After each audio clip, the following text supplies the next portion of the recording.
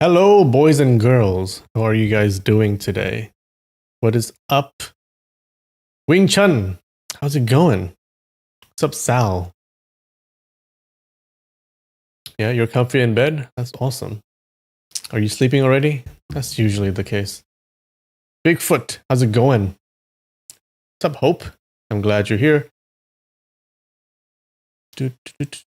What is up, Katie? I'm glad you're here. Hey, Peepzilla. Good evening. Sal, you've been collecting egg sacs. What does that mean?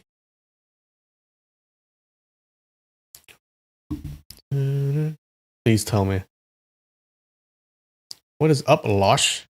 I'm glad you're here.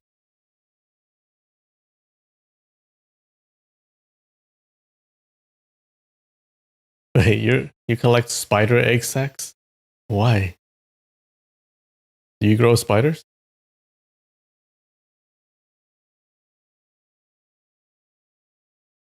Bigfoot, long day at work. Glad to be home with a beer. Nice. What's up, Nikki? I'm glad you're here. What's up, Darth Claire? How's it going? You release the eggs, the spiders near and in your house. Is that to kill the other bugs? Is that what's happening?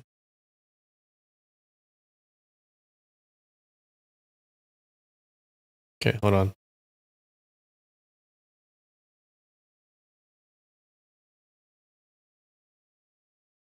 Spiders are good house guests. They get rid of the damn silverfish. Yeah, true. Hold on. Yeah, spiders are actually really cool. They eat all your other bugs, so you have less bugs in your house. I think it's a win-win. Just it's just you don't want them inside your bedroom and crawling on your face as you fall asleep.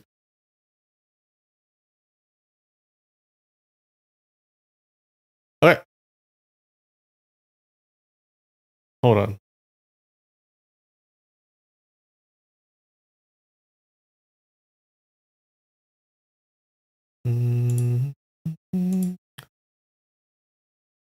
All right, we start off with some Wordle. Okay. Let's see if I still got it.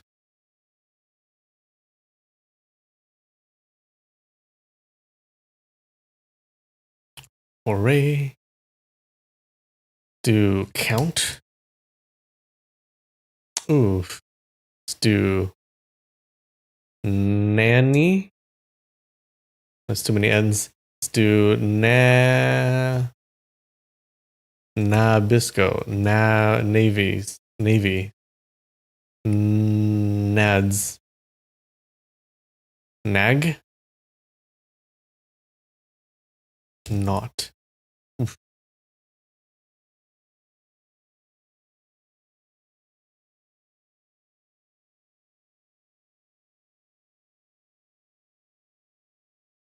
Hmm.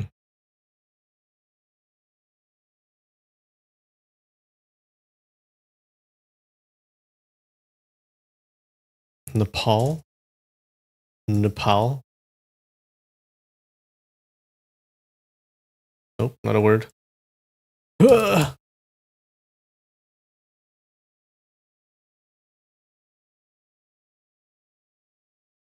Hello.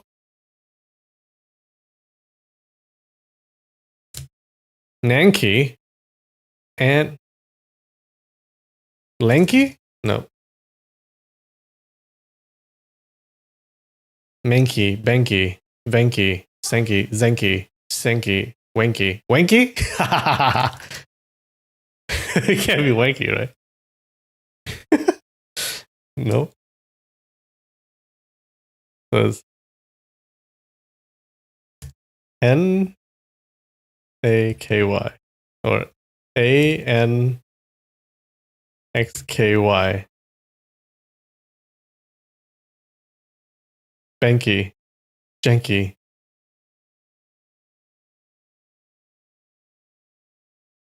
Banky. Vanky.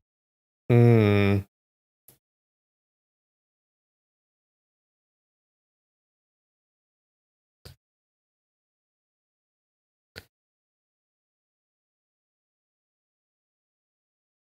N-X-A-K-Y.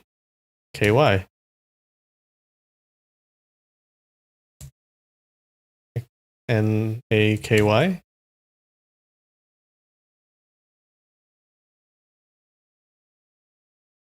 Wait, what is it?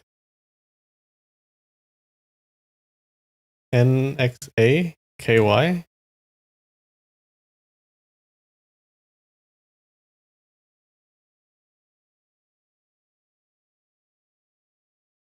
No. Wait. But come on. Why is it not coming to me? What is it? N-A-X-K-Y. N-X-A-K-Y. Snaky. Snaky. Snaky? Is that a word? That's a word? Ah! Okay. Snaky. I'm sad it's not wanky. Ah. All right. Want to do some Semantle? I'm feeling like a Semantle game.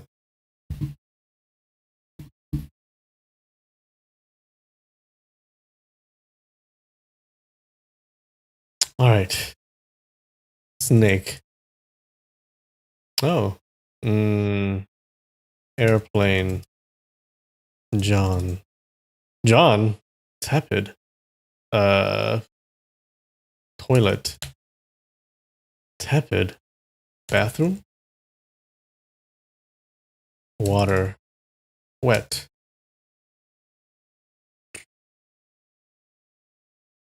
Lake. Nope. Faucet. Rain. Ground. Grass. Oh! Okay. Grass. Plant.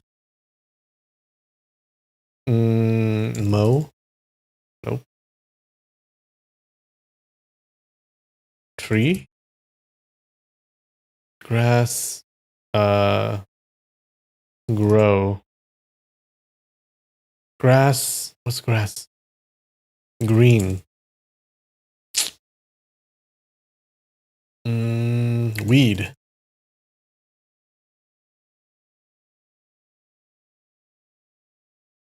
Uh, Squirrel. Nope.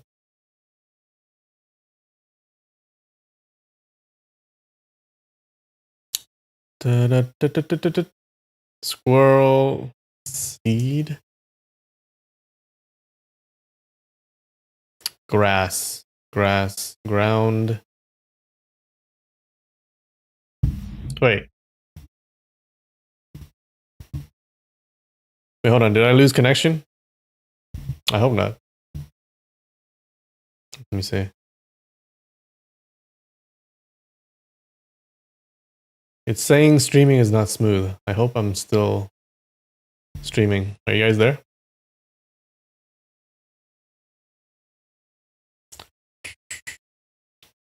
Seed, grass, grass. Leaf.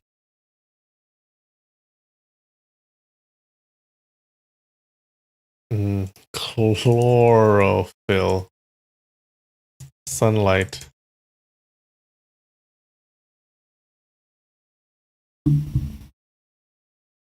Marijuana.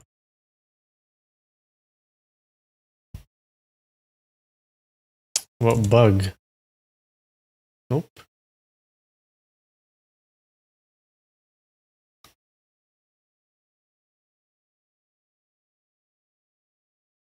Video ended. Try to reload, guys. You can see if it has been buffering.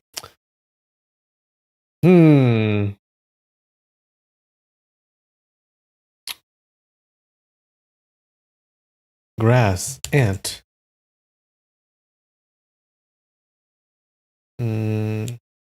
Flower.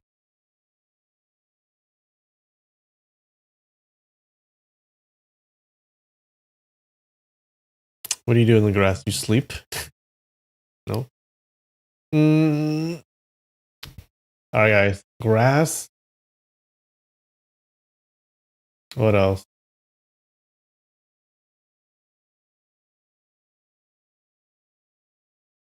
Bush. Bird. Trail. Forest. No. Tree. Something on the ground. What's on the ground? Stone. Nope.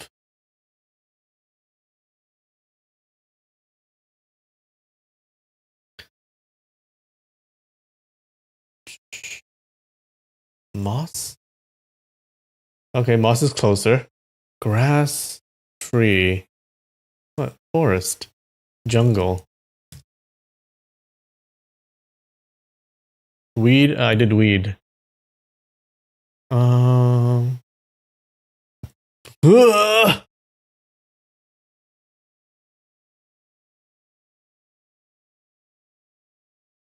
did sunlight. Nocturnal. Nope.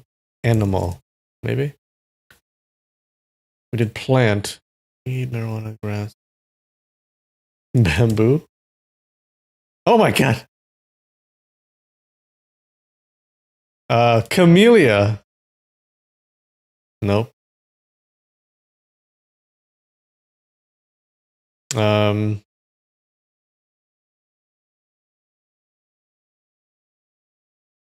Bamboo. Tree. Bark.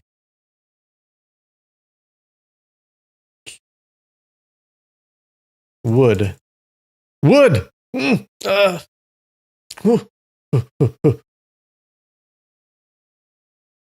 Oak. Nope. Wood. Tree. Bamboo.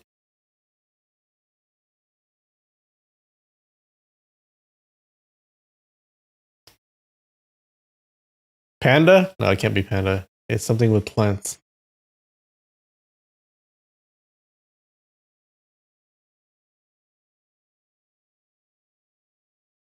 So we just name trees. Eucalyptus.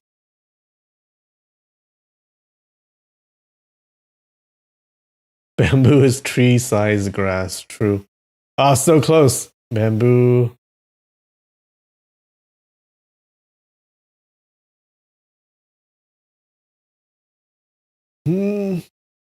Cane.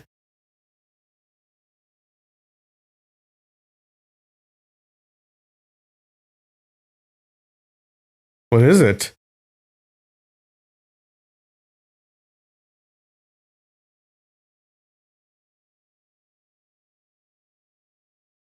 Can't be panda, right? Okay.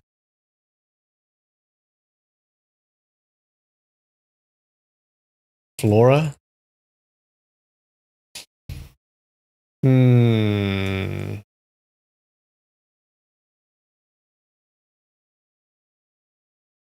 Can't be rainforest. Bamboo.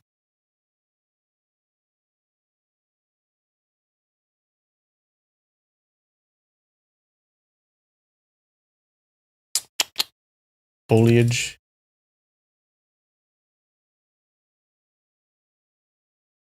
All right, help me out. What is it?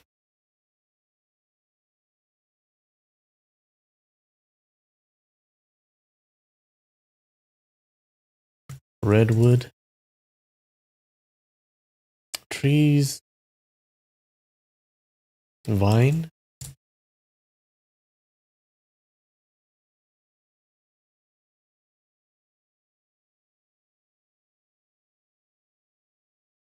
Ah! Sugarcane. What? It doesn't even know what a sugarcane is.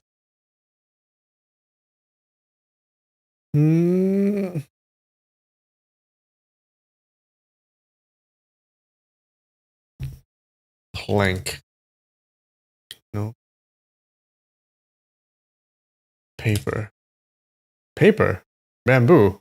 Wait. Writing. No.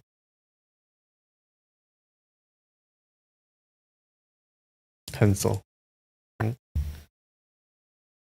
Hmm.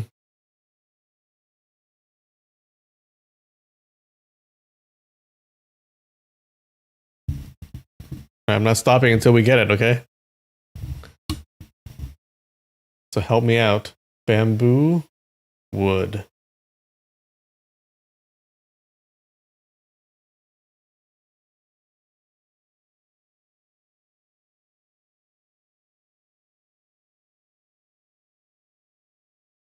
Chlorophyll. Sunlight.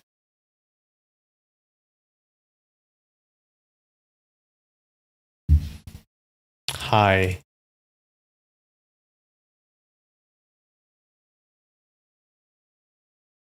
Coconut. Coconut? Wait, what? Palm? Palm tree. Palm. Coconut? Something high?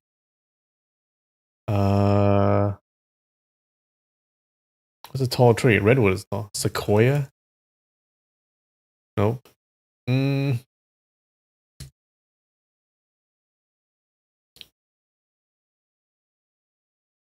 Banana. Date. Uh, what's something tall? What's a tall plant? Um,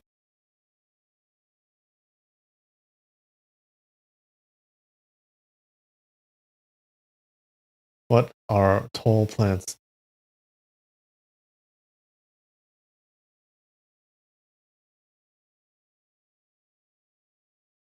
Sweet? No.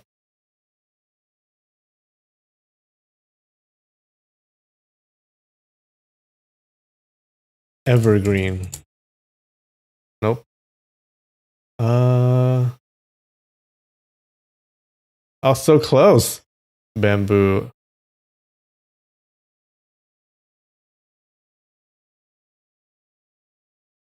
Maybe fruit? Chestnut.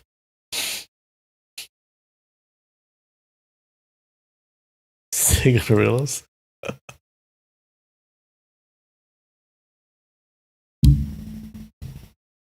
Pine. Ah.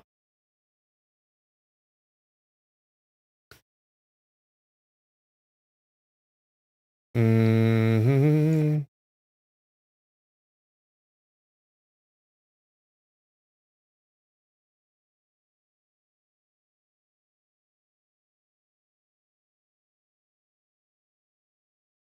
Oh my god, what is it?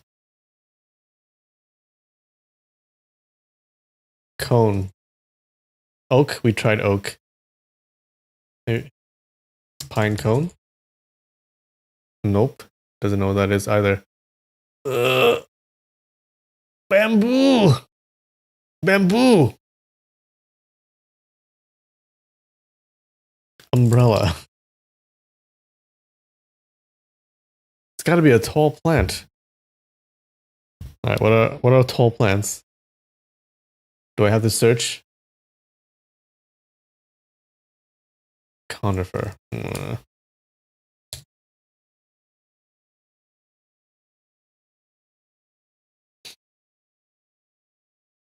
What grows really tall?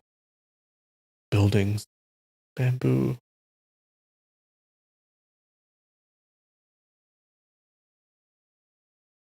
Balsa. Olive? Uh, tall plants. Elm?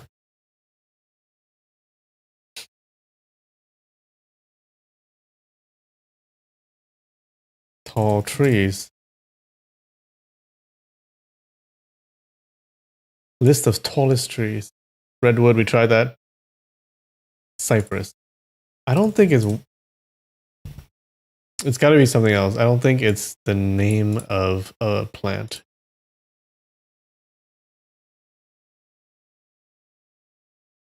Oh, fur.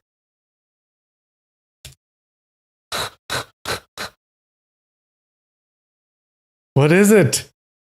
Oh no, I'm gonna be here forever. Help. Ash.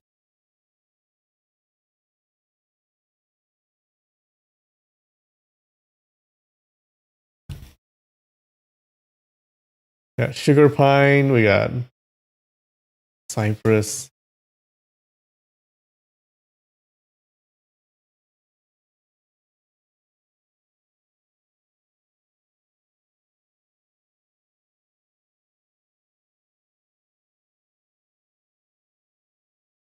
Eucalyptus, I tried that. What's a banyan? Maybe it's not a tree.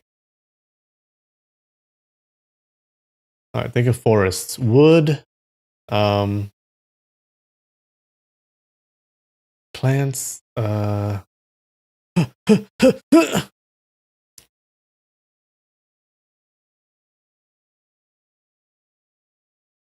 grove.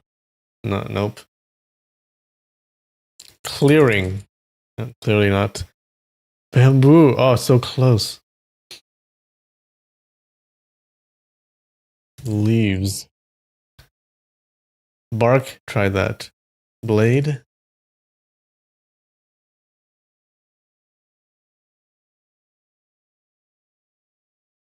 Oh god.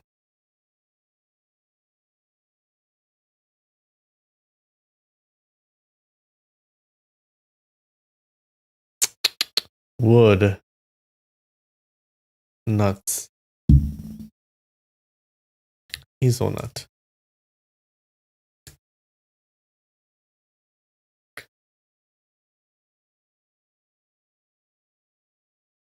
Rain.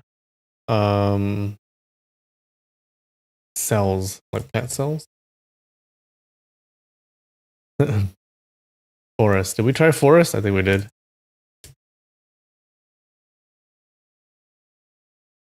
I think we tried rainforest. Jungle. Amazon.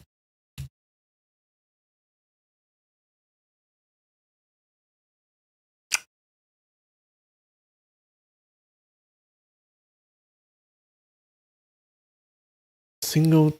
Wood. Aspen. Alright, what else is in a forest? We got animals. We got plants. We got rocks. We got dirt.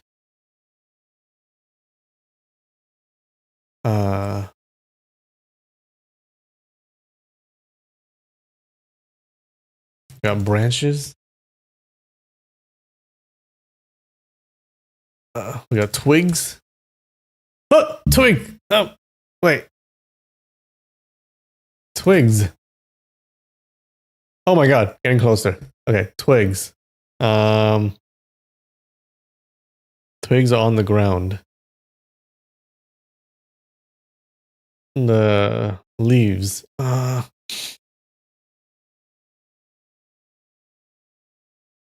Ants. Which I did leaves. Shoot. Stalk. Blade was good. Twig. Oh, something. It's something wooden. Berries? I'm gonna try that.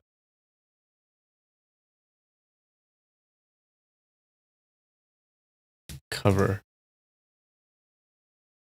Twigs! Trash. Garbage. Branch. We tried branch. Oh my god, so close. Twigs. What else?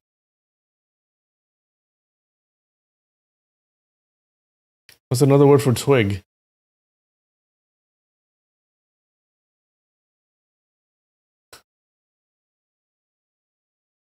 It's a person, not a thing. Oh, you think so? No, I don't think so. Sprig? The hell? Oh my god, we're so close.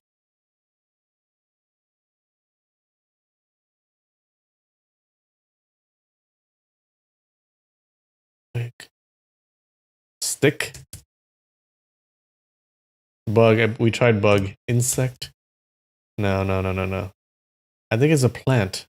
Something. Okay, what else do plants have? No, chlorophyll. We try that.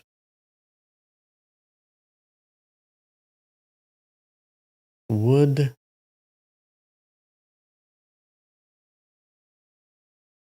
We tried wood, right? Yeah.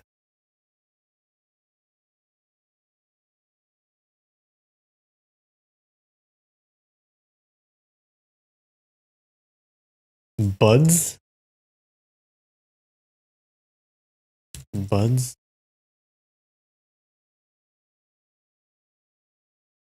Flower. Twigs. Twigs. All right. Twig. Thesaurus. Shoot. Stem. Stem. No. What the hell are these? We tried shoot, right?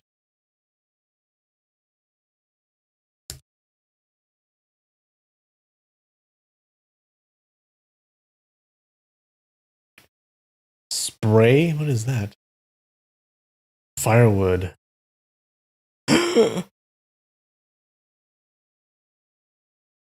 What is this? Tinder. Wait. Fire. Nope. Firewood. Log. Stump. Why?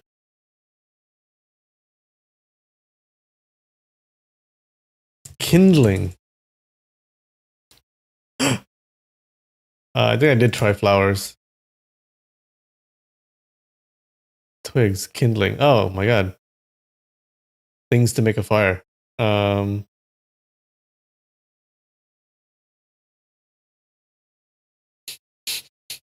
Twigs.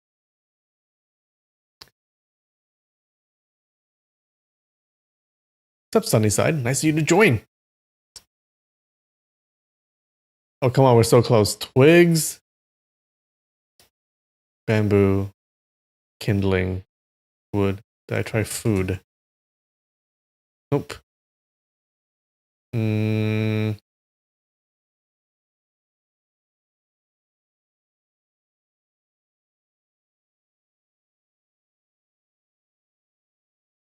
Kindling. Dry forest.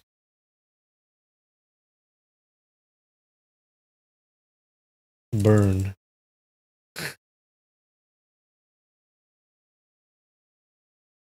Plants. We tried that a long time ago. I think. Plants with an S? Nope.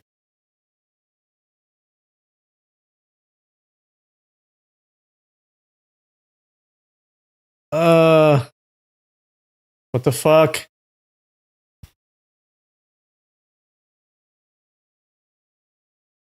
Alright, let's go. Things on the forest floor.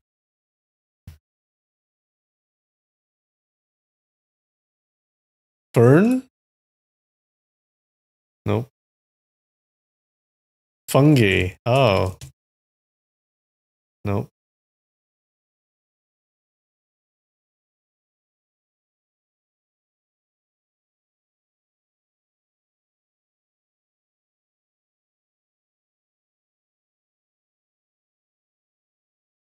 Vegetation.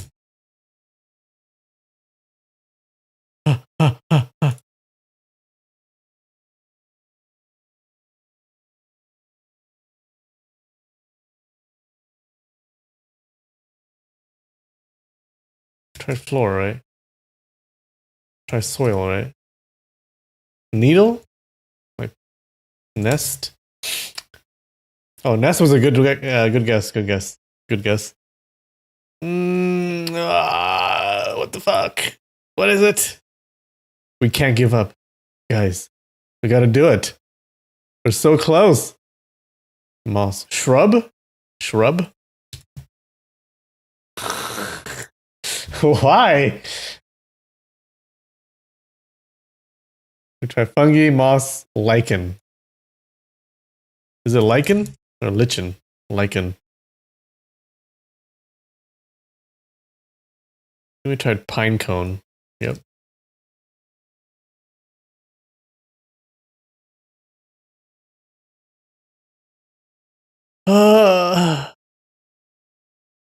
Mushroom.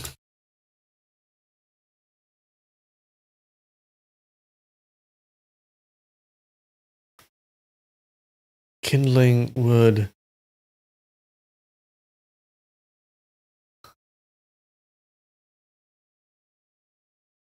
Come on, throw some guesses. Try tropical. What are parts of the forest? Canopy? Canopy? That's good. Nope. Oh, why? It's gonna be like a super simple answer. I know it.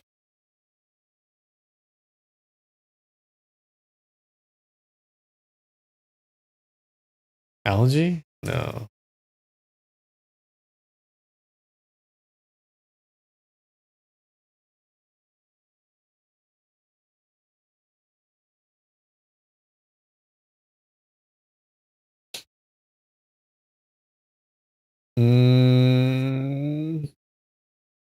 Bracken? What the hell is a bracken? No. Twig!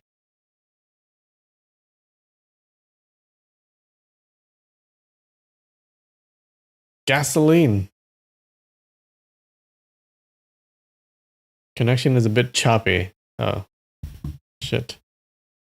I'm on a wired connection.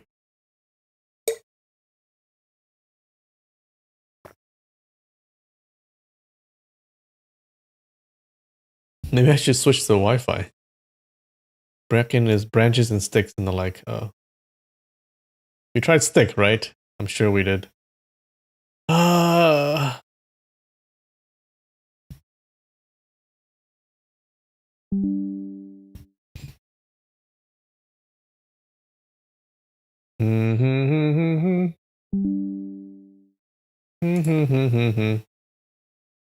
Okay. I think it dropped for a little bit, but it should be back.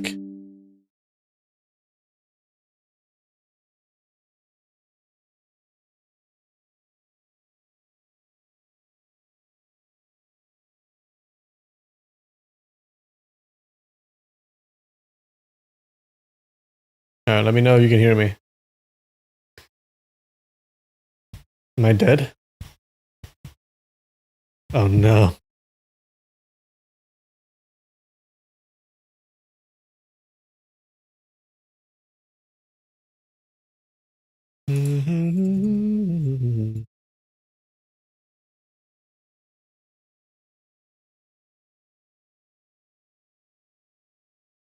Is there a multiple of bamboo?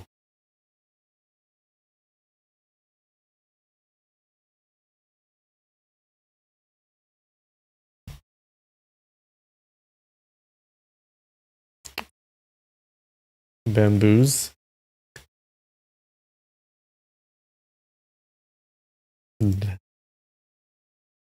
Definition. I don't think it's multiple of bamboos.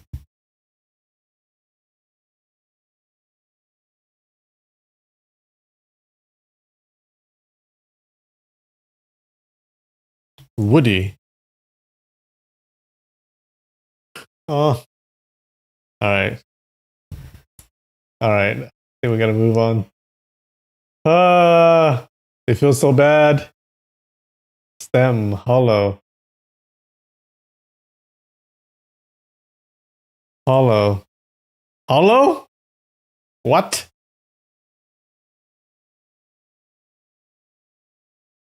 Hole.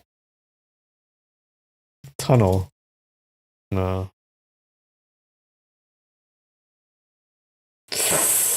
Ah!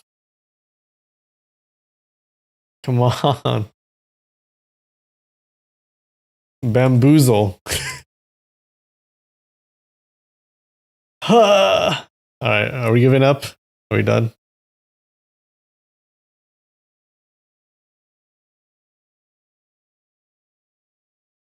What is it? Straw?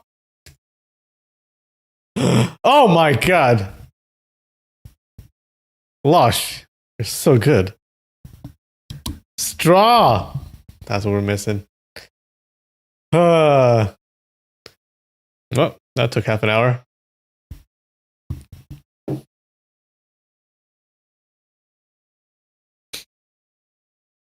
All right. That's what you thought, but wasn't sure? Just yell it out.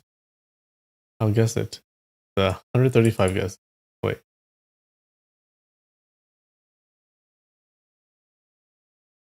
135. Oh, okay. Let's moving on. Moving on. I do have some snacks today. We got, let me see. Garden veggie straws. Oh, straws right there. The universe knew. It's trying to tell me something.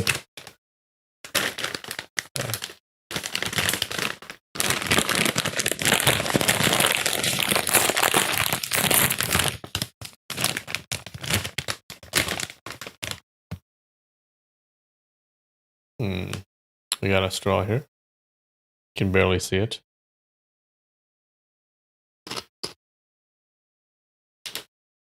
It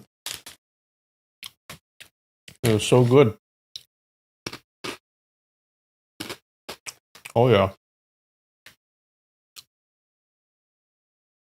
They're like super crunchy. And they're airy inside. Oh,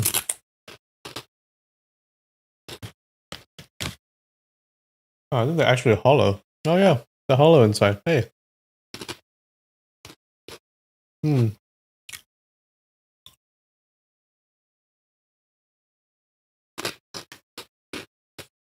Okay.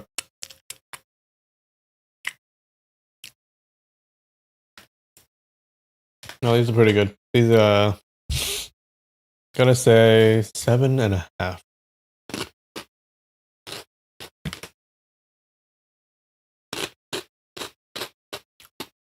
The problem is I can just keep eating these. They're so bingeable.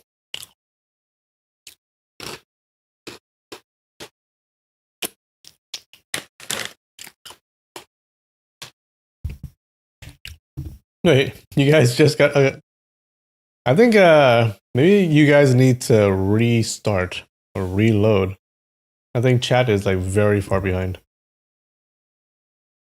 I think you guys are watching a delayed stream.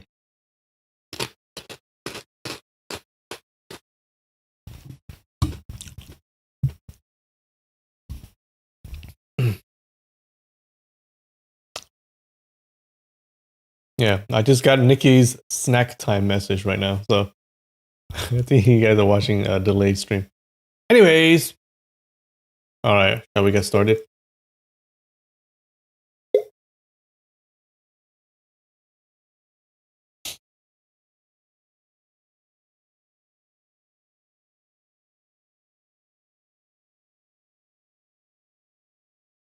Okay, so what happened last week? Now, so if you remember last week, Don Yu and company, they're going to rescue his dad, okay? But they get caught in a trap.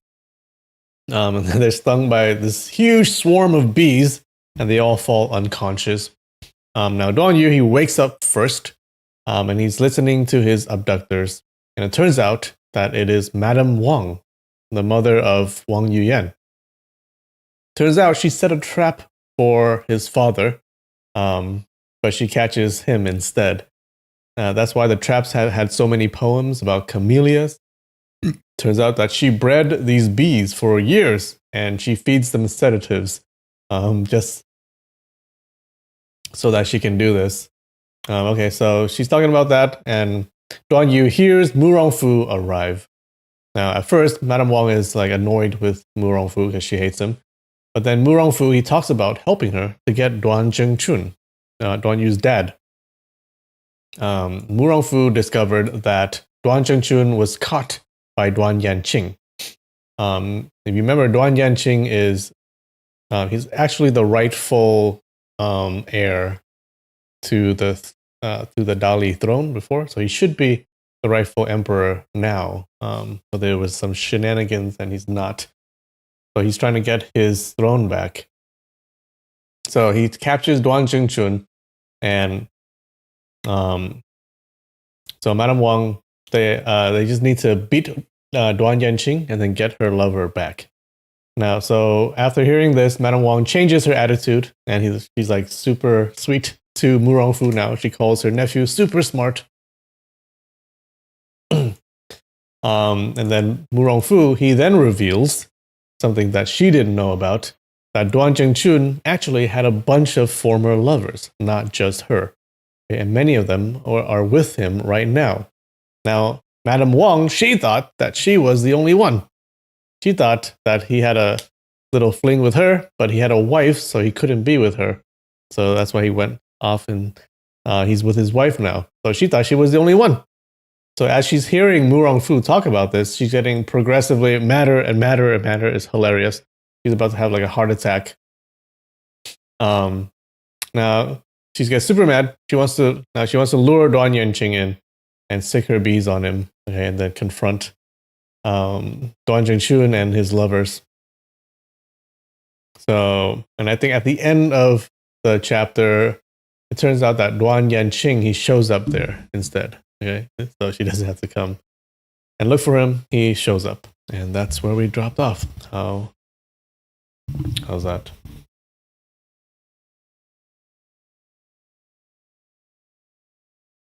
You reloaded, Nikki? Okay, cool.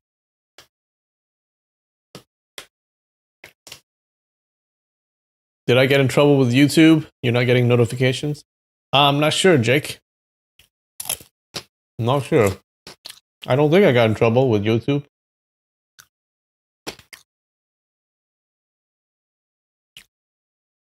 Yeah, sometimes YouTube doesn't give you notifications. I don't know why.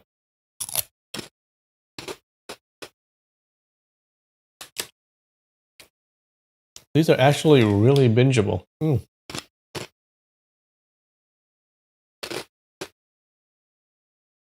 I need to stop.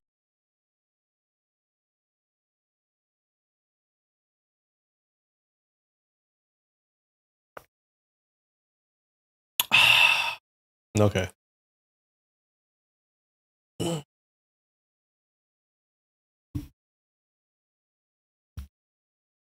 YouTube wouldn't let you know right away if you violate the guidelines.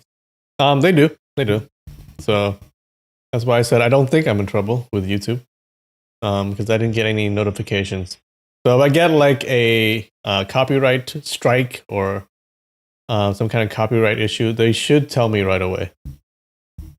So I don't think I'm getting any trouble. Rate the snack? Oh, I said it. It was a 7.5.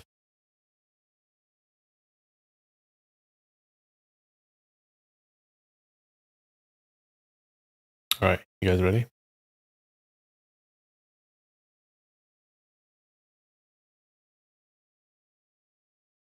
Did the stream just stop? Why? It hasn't.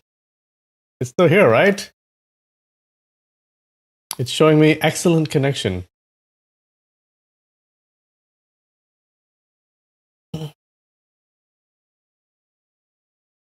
The karaoke song, yeah, I always get hit with the karaoke songs, but then I just cut them out, and that's not a problem.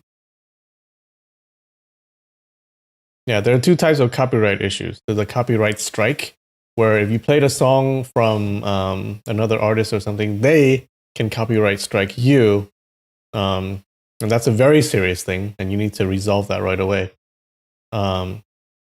And if you get 3 of those, your channel gets taken away. It gets deleted. Okay, so I never got that before. I do get a lot of the other copyright. What are they called? It's not a copyright strike. It's a copyright issue. They call it something else. And that's when you play a song that's copyrighted. It just lets you know, and then you're supposed to take care of that, and there's no strike or anything against you. So I didn't get any of those for this stream, so I think I'm good. The karaoke songs? Oh yeah, the karaoke songs do. The YouTube does recognize it, and every time I need to delete it. That's why I need to edit it out every time. Hey, it just means I sing so well that they think it's the original song, you know? All right, guys. Chapter 48, Part 1.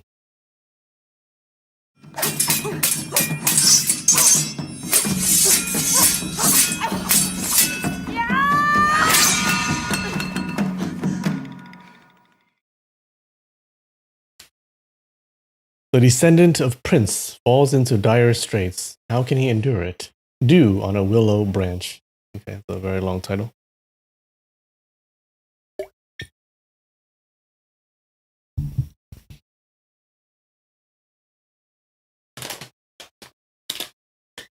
Although the speaker is at least dozens of feet away, when the voice entered the ears of Madame Wang and Mu Rongfu, it felt as if the speaker is right beside them.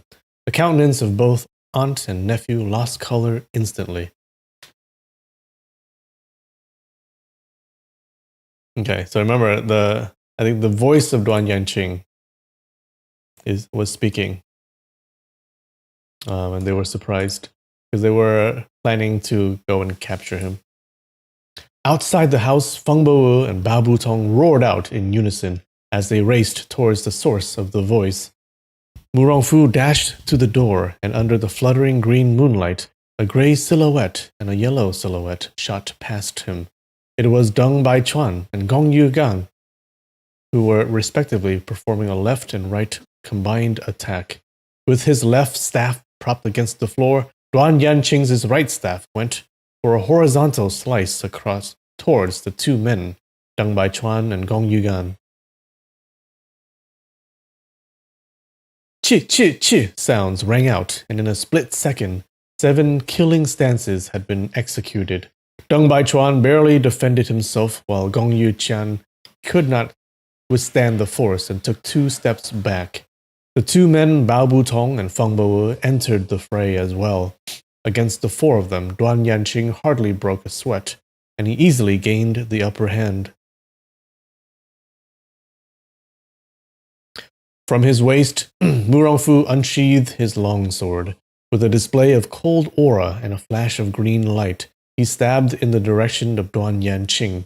Duan Yanqing was surrounded and consecutively attacked by the 5 men. Among the 5, Mu Rongfu was considered a first-class swordsman. Nonetheless, the shadow of his staff was flying everywhere, and all his attacks were fierce and forceful.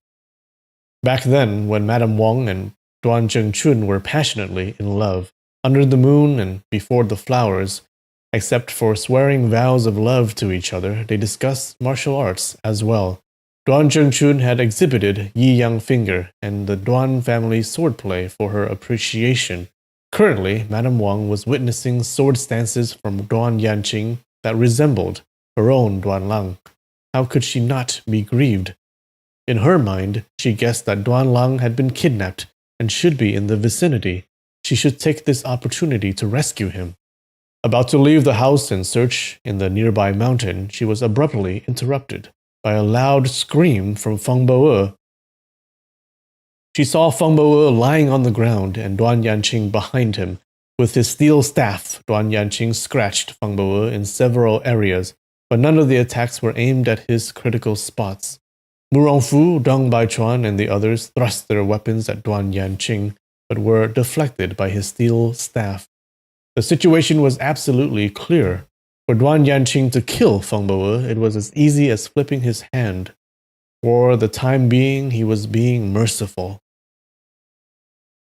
Mu Rongfu quickly retreated and called out, "Stop!" The three men, Deng Baichuan, Gong Yuqian, and Bao Butong, leapt backwards. Mu Rongfu stated, Mr. Duan, thank you for showing mercy. There is no enmity between you and I. From today onwards, Gusu Murong family acknowledges your superior skills. Feng Bo cried out, Surname Feng is an incompetent learner. My life is insignificant. Master, no matter what happens, you must not admit defeat because of me. Duan Yanqing's throat laughed. Surname Feng is a worthy hero. Then he withdrew his steel staff. With a jump, Feng Bo recovered with a hu sound. With his saber, he performed a ferocious chop at the top of Duan Yanqing's head, yelling, Take this blade of mine!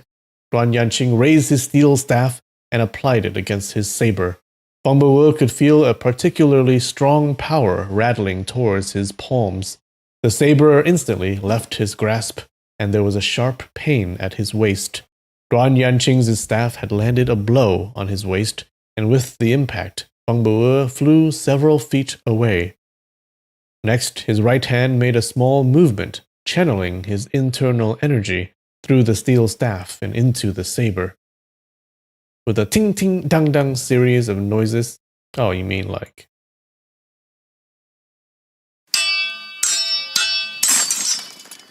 The saber had disintegrated into 10 pieces, and the saber bits flew out like projectiles in various directions, either jumping high or dodging low to avoid the flying sharp shrapnel.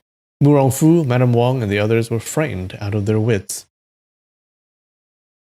Mu Rongfu clasped his hands.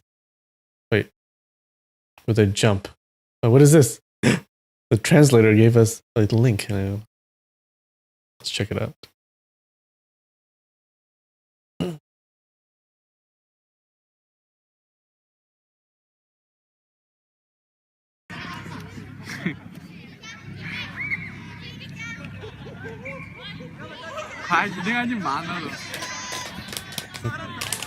No, he did that.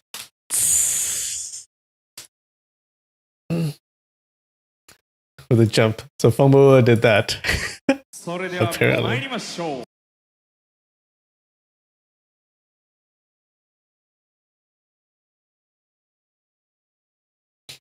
Mu Rongfu clasped his hands, praising. Mr. Duan's divine skills are peerless. You have my admiration.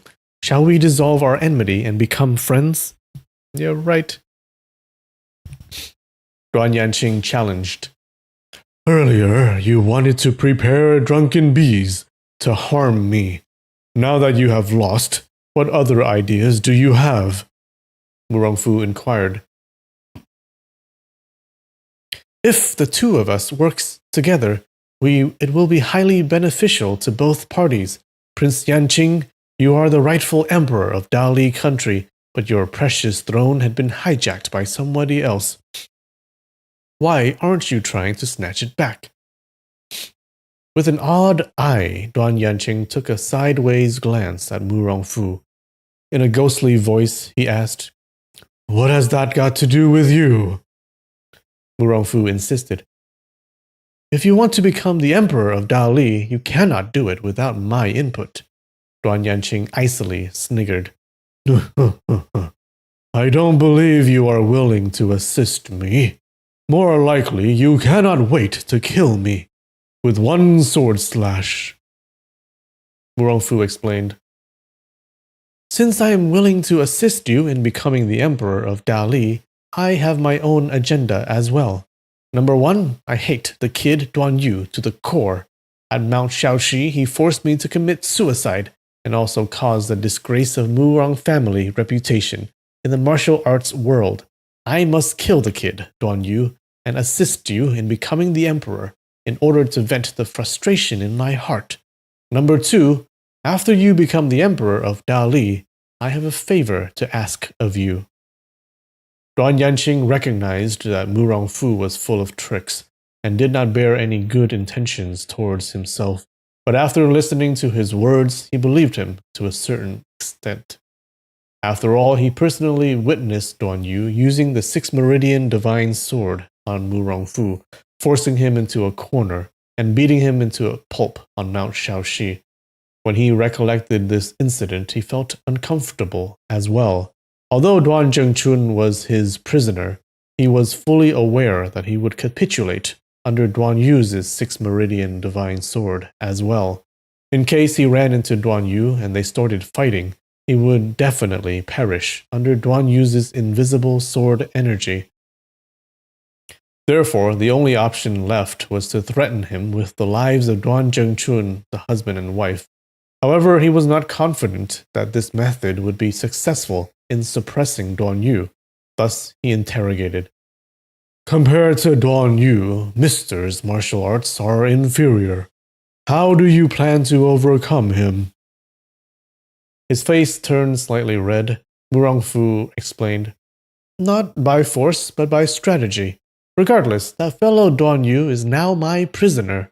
I will simply hand him over to you. Duan Yanqing was overjoyed. His greatest fear had always been Duan Yu's powerful martial arts, which were superior to his own. Now that Mu Rongfu had Duan Yu under lock and key, his biggest worry had been resolved.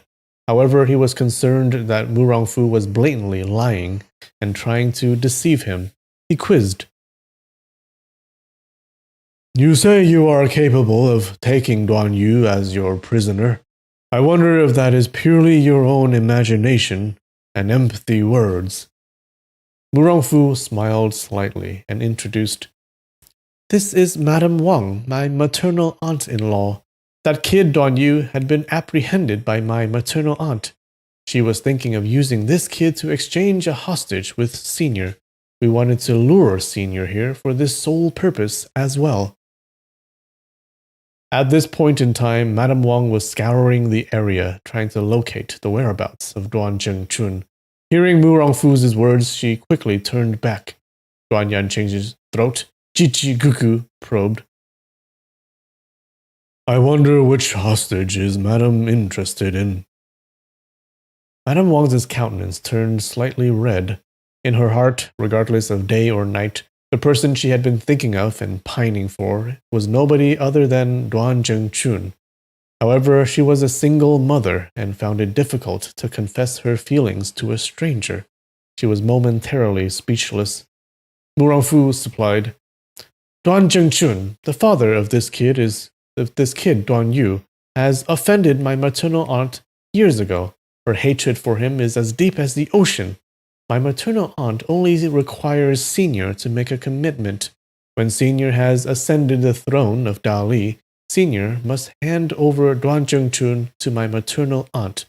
At the time, whether it is killing or dismemberment, fried in oil or incineration, my maternal aunt will call the shot. Duan Yanqing broke out laughing. He thought, after he abdicates, I initially wanted to execute him. Since you are willing to act on my behalf, I could not ask for more. Still, he felt that the proceedings were going exceedingly smooth and was afraid of hidden tricks. He probed again. Mr. Murong, you say that after my coronation, you have a favor to ask of me. I wonder if that favor is within my ability or not. Please indicate your wishes up front. Otherwise, I will be branded a dishonorable man if I fail to return your favor in the future.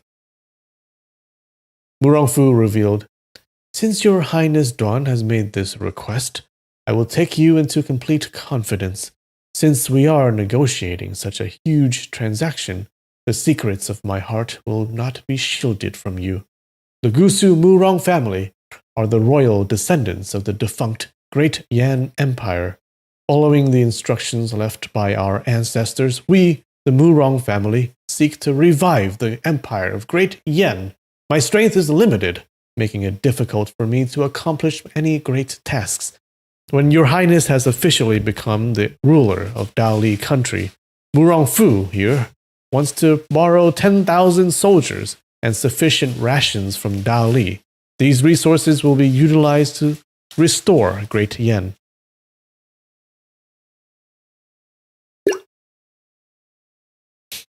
When Duan Yanqing witnessed Mu Rongbo preventing Mu Rongfu from committing suicide on Mount Shaoxi, he more or less predicted that Mu Rongfu was a royal descendant of Great Yen. Now that Mu Rongfu was divulging such a confidential secret to himself, his sincerity was evident. He thought, if he wants to restore the Yan Empire, he would become an enemy of Great Song and Great Liao. My Dali is a small country with limited population. We can barely defend ourselves. How can we afford to provoke the bigger nations? Moreover, I am newly coronated and have yet to win the support of the people. Getting involved in war is out of the question. Forget it. Right now, I will pretend to agree. When we come to that stage, I will simply dismiss him.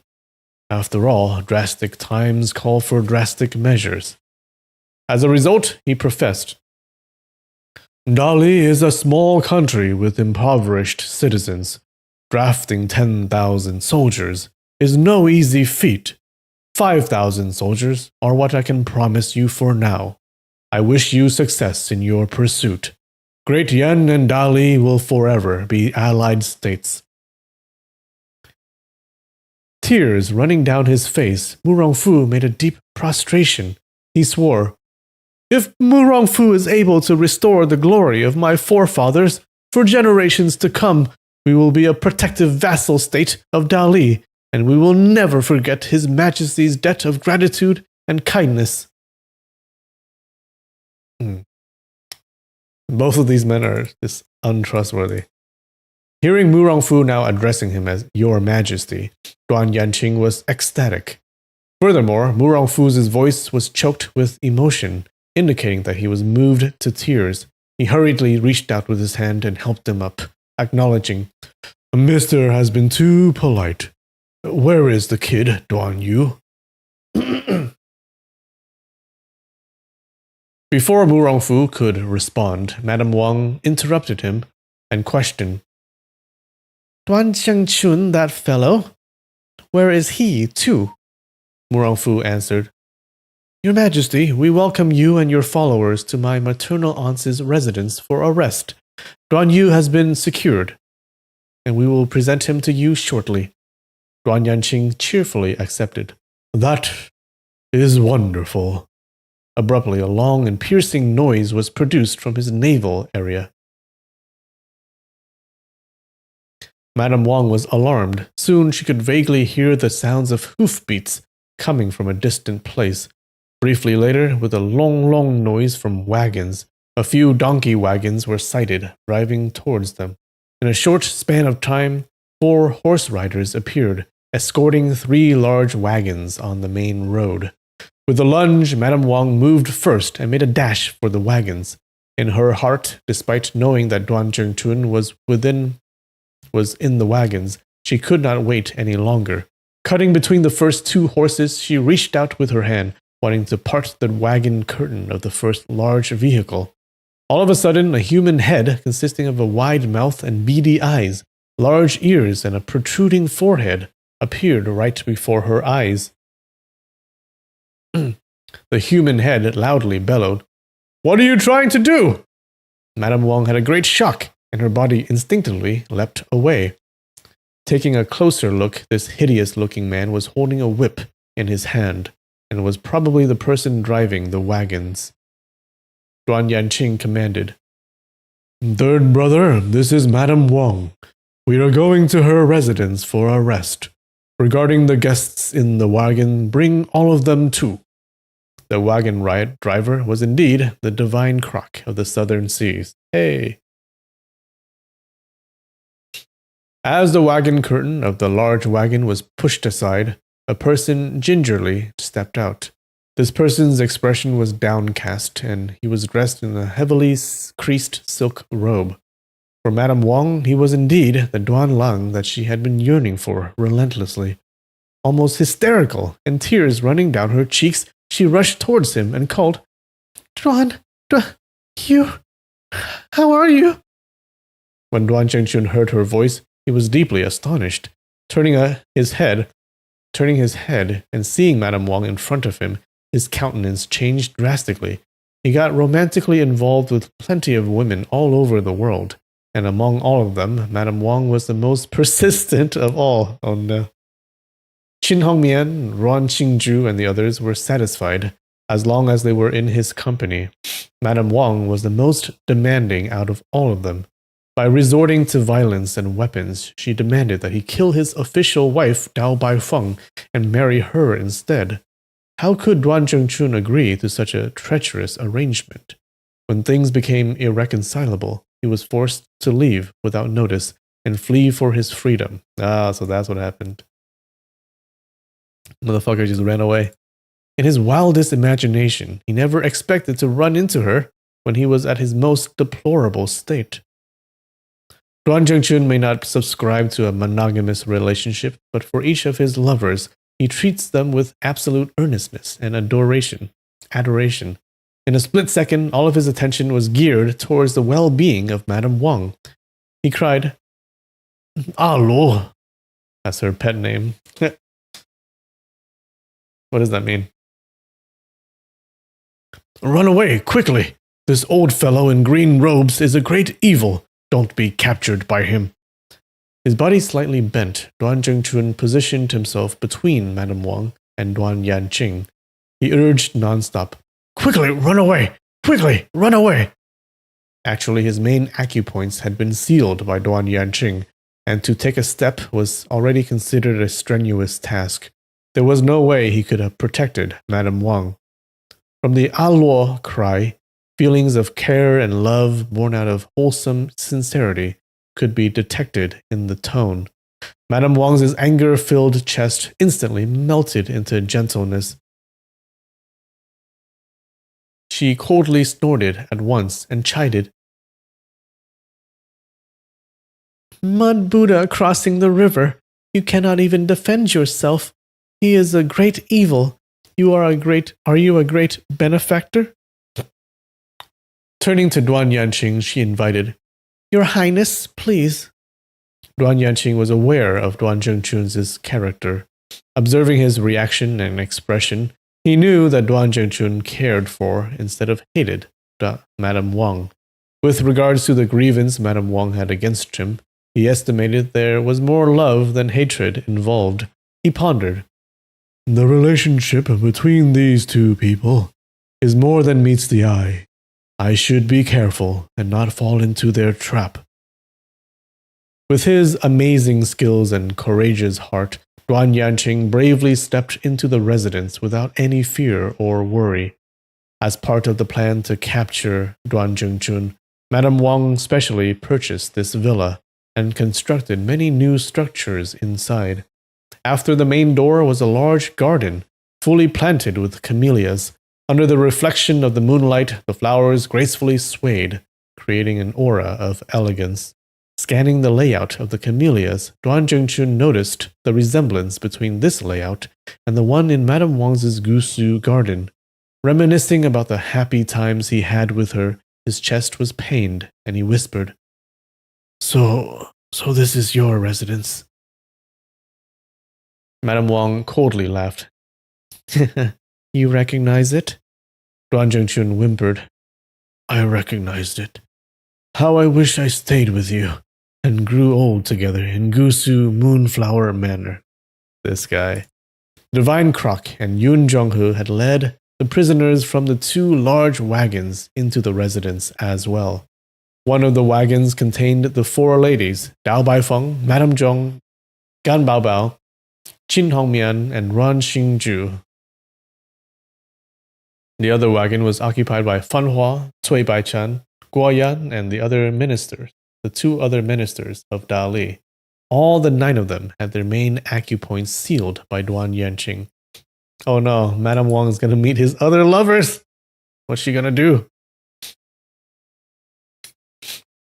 Originally, Duan Zhengchun had dispatched Ba Tianqi and Zhu Danchun to escort Duan Yu to Xixia to apply for the prince consort position. Shortly thereafter, he received Emperor Baoding's emissary and royal decree, giving him a deadline to return to Dali and ascend the throne. Emperor Baoding himself will ordain as a monk at Sky Dragon Monastery. Okay, so Duan Zhengchun is about to become the emperor of Dali. Emperor Baoding is stepping down and will become a monk. The imperial family of Dali was dedicated to Buddhism, and many of the kingdom's emperors would abdicate and ordain as monks in their later years. Therefore, although Duan Zhengchun was saddened at this decree, he did not find it unusual. With Qin Hongmian and Ruan Xingju in tow, he immediately headed south at a slow pace. He planned to secretly house the two ladies in Dali's city and keep Princess Consort Dao Baifeng in the dark. Unexpectedly, Dao Baifeng and Gan Baobao caught up to him consecutively. Following that, he received a warning from Lingjiu Palace's female disciple, indicating a formidable foe who had laid an ambush in the road ahead and advised Duan Zhengchun to take extra precautions. After discussing with Fan Hua and the others, they concluded the formidable foe to be none other than Duan Yanqing. This nemesis was truly difficult to overcome, and avoidance was the best strategy. As a result, the group changed directions and headed eastwards. Unbeknownst to him, the message came from Abi, who learned about it from Madame Wang's personal maid. Abi only knew half the story. The ambush was genuine. However, Madame Wang had no intention of harming Duan Zhengchun. When Duan Zhengchun changed his route, all the traps and ambushes laid by Madame Wang were activated by Duan Yu instead. To make it worse, Duan Zhengchun actually ran into Duan Yanqing for real. At a fierce battle on a red sand beach near Double Phoenix Station, Duan Zhengchun's side was completely routed. Gu Ducheng was killed and dumped into the river by Divine Croc, and his body remained unfound. All the others had their acupoints sealed by Duan Yanqing and were therefore captured. Mu Rongfu instructed his 4 men, consisting of Deng Baichuan and the others, to stand guard outside the residence. Making himself the host, he started ordering the maids and manservants to see to the needs of the guests. Madame Wang stared and scrutinized the 4 ladies, Dao Baifeng, Gan Baobao, Qin Hongmian, and Ruan Xingju. She realized that each of them exerted a different womanly aura, and they were all attractive in their own ways. There was nothing shameful about each of them, and the terms horny vixens and cheap women used to describe them in the past were ill-suited. In some ways, these women were the types that would be adored by both genders wherever they went. In the neighboring chamber, Duan Yu heard the arrival of both his father and mother as captured prisoners of their nemesis. He was delighted and worried at the same time. He heard Duan Yanqing question, "Madame Wang, once my issue has been resolved, I will naturally hand Duan Zhengchun over to you. His fate will lie in your hands. Where is that kid, Duan Yu?"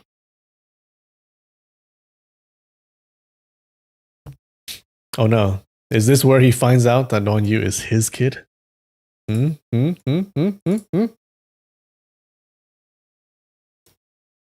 Madame Wang clapped her hands 3 times, and 2 waiting maids came to the door and bowed deeply, ready to receive any orders. Madame Wang barked, "Bring that Duan kid here." Sitting on a chair, Duan Yanqing's left hand was placed on Duan Zhengchun's right shoulder. He still possessed a strong phobia for Duan Yu's 6-meridian divine sword. On one hand, he was worried that Madame Wang and Mu Rongfu were setting a trap for him, making use of Duan Yu to kill him. On the other hand, even if Madame Wang and Mu Rongfu were completely honest, Duan Yu's martial arts was peerless.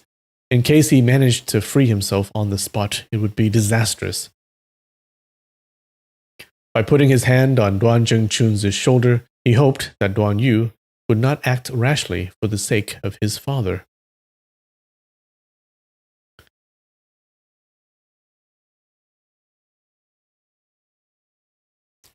Footsteps sounded, and 4 maids entered the hall, carrying Duan Yu's body horizontally. Both his hands and legs were fastened with twine. His mouth was stuffed with a walnut, and his eyes were blindfolded with black cloth. Looking at him, nobody could tell if he was dead or alive. The Junan princess Dao Baifeng gasped, "You are," and wanted to dash towards him. Madame Wang stretched her hand and pushed her shoulder, demanding, "Sit still!" Her main acupoint sealed and her strength gone. Dao Baifeng fell back into the chair after being shoved by her. She was unable to move. Madame Wang explained, "This kid has been sedated with sleeping drugs. He is not dead, but has not regained his consciousness. Prince Yanqing, do you wish to verify his identity and make sure we have the correct person?" Duan Yanqing nodded his head and affirmed, "There is no mistake." Madame Wang was only aware of the potency of her drunken bees, but she did not know that Duan Yu had consumed the crimson buffalo toad. After a temporary faint, he had recovered his senses. As his body was being tied down, it did seem like he was still in a state of unconsciousness. Duan Zhengchun bitterly laughed. "Ah, Lord, why did you go after my Yuer? She did not offend you." Madame Wang snorted, and did not answer. She was reluctant to reveal her longing for Duan Zhengchun in front of the others, but she did not want to reply to him with nasty words either. In his mind, Mu Rongfu was concerned that Madame Wang would reignite her love for Duan Zhengchun and ruin his grand plans. He therefore lied. "Of course he offended my maternal aunt. He seduced my cousin, Yu Yan, and violated her virginity. Oh no. Maternal aunt, this kid deserves to die. There is no need for him to recover his senses." Before he could finish, the shocked Duan Zhengchun and Madame Wang exclaimed in unison, "What? He and..." His face as white as a sheet, Duan Zhengchun turned towards Madame Wang and softly asked, Her name is Yu Yan?" Oh no. Big drama. All along, Madame Wang had a horrible temper. So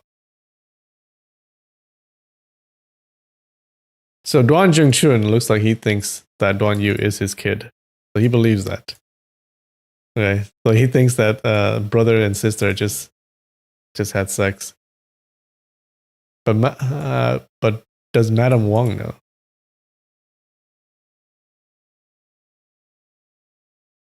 If my theory is right, that Wang Yuyan is not Duan Zhengchun's kid, she might know, right? But then she's in love with Duan Zhengchun. Would she sleep with another man?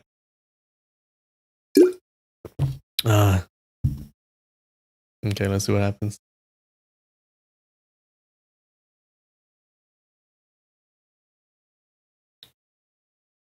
After enduring it for so long, and with this new turn of events, she could not hold it in any longer. With a loud wah, she burst into tears, cursing. "It is all your fault, you heartless cad and conscienceless scoundrel. Besides harming me, you harmed your own child too. Yu Yan, she is your flesh and blood." Oh, wait. Turning around, she used her foot and started kicking Duan Yu's body haphazard. Wait, I'm a dumbass. No. Of course she's Madame Wang's daughter. No, Duan Yu is not Duan Zhengchun's his son. Never mind. No, Duan Yu is not Duan Zhengchun's son. So I think they both think that they are brothers and sisters.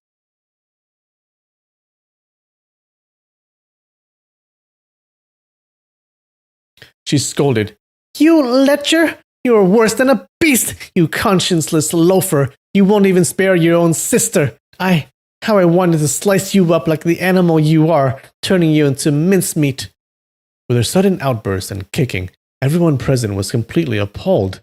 The four ladies, Dao Baifeng, Qin Hongmian, Gan Baobao, and Ruan Xingju, were familiar with Duan Jingchun's amorous character, they instantly realized that he had an affair with Madame Wang, and she had given birth to a daughter named Yu Yan. Unfortunately, Duan Yu got involved with her romantically. Qin Hongmian immediately thought of her own daughter, Mu Wanqing, while Gan Baobao was reminded of her own daughter, Zhong Ling. Both ladies felt awkward and ashamed, too. The remaining crowd of Duan Yanqing, Mu Rongfu, and the others were slower to comprehend, but eventually everybody understood the full picture.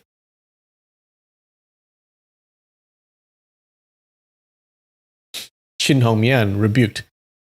"You cheap maid! That day my daughter and I went to Gusu and wanted to assassinate you. However, you vixen spirit managed to evade us. Instead, you sent some measly fighters and weaklings to keep us occupied. I hate myself for not being able to kill you then. What right do you have to kick others?" Madame Wang utterly ignored her and continued kicking Duan Yu indiscriminately. The divine croc identified his master lying on the ground, and using his arm he pushed Madame Wang on the shoulder and bellowed, "Hey, he is my master! When you kick my master, it is like you are kicking me. If you call my master a beast, then aren't you calling me a beast too? You shrew! With a kala, I will break your snow white and tender neck." Duan Yanqing chided, "Yue the Third, you shall not be disrespectful with Madame Wang. This kid surnamed Duan is a shameless scoundrel. By twisting logic, he deceived you into becoming his disciple. It is good that we can get rid of him today. Otherwise, your reputation in the martial arts world would be ruined." Divine Croc insisted. "He genuinely earned the right to become my master, and there was no deceit at all. How can I allow him to be hurt?" As he spoke, he reached out with his hand and wanted to untie the ropes binding Duan Yu. Duan Yanqing advised, "Third brother, listen to me. Get out your crocodile shears and cut off this kid's head." Shaking his head persistently, the Divine Croc asserted, "Not possible! Big brother, today Yue the Third will disobey you. I must save master at all costs." As he spoke, he applied some force, and one of the twines binding Duan Yu snapped at once. "All right, hey, go, Divine Croc. Yo." Duan Yanqing was greatly alarmed. He thought, if Duan Yu is freed, his ability to use the Sixth Meridian Divine Sword will be restored as well. When that happens, nobody is his match. Besides the failure of becoming the Emperor of Dali, my life will be endangered too. In his state of anxiety, with a hoo, he stabbed out with his staff, pointing at the back of the Divine Croc. With his powerful internal energy in circulation, the steel staff went through the body and protruded out of his chest. Oh no! The Divine Croc of the Southern Seas only felt a terrible pain on his back and chest as the steel staff burst out of his chest. For a minute he was confused, and as he turned his head and looked at Duan Yanqing, his eyes were still full of doubt, not understanding why Big Brother Duan would abruptly take his life. All along, Duan Yanqing had an evil nature. Being the head of the four great evils, his attacks were naturally fatal. In addition, he had an extraordinary phobia regarding Duan Yu's Sixth Meridian Divine Sword. There was no way he could accept Divine Croc untying his bonds. Although he did not have any intention of killing the Divine Croc, his staff pierced a critical part of his body anyway. Meeting his gaze, Duan Yanqing had a flash of regret and guilt, but these feelings disappeared as quickly as they had appeared. Moving his right hand, he retracted the steel staff from his body and barked, "Fourth brother, bury him. This is a good example for those who dare to defy Big Brother." With a loud yell, the Divine Croc of the Southern Sea collapsed onto the floor. Blood began gushing out of the two wounds on his back and chest. His pair of eyes still wide open, he truly died with regrets. Oh no!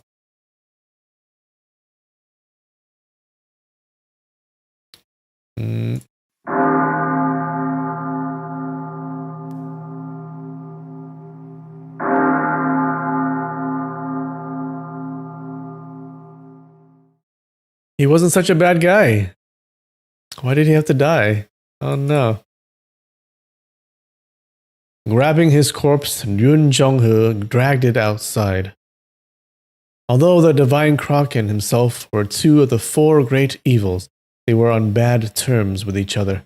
Many a time, Divine Croc had disrupted his lustful conquests. Due to his inferior martial arts, he was forced to relent. Now that Divine Croc had been murdered by Big Brother, he was secretly delighted. Oh. He's not even mourned by anyone. It's kind of sad, guys. Why?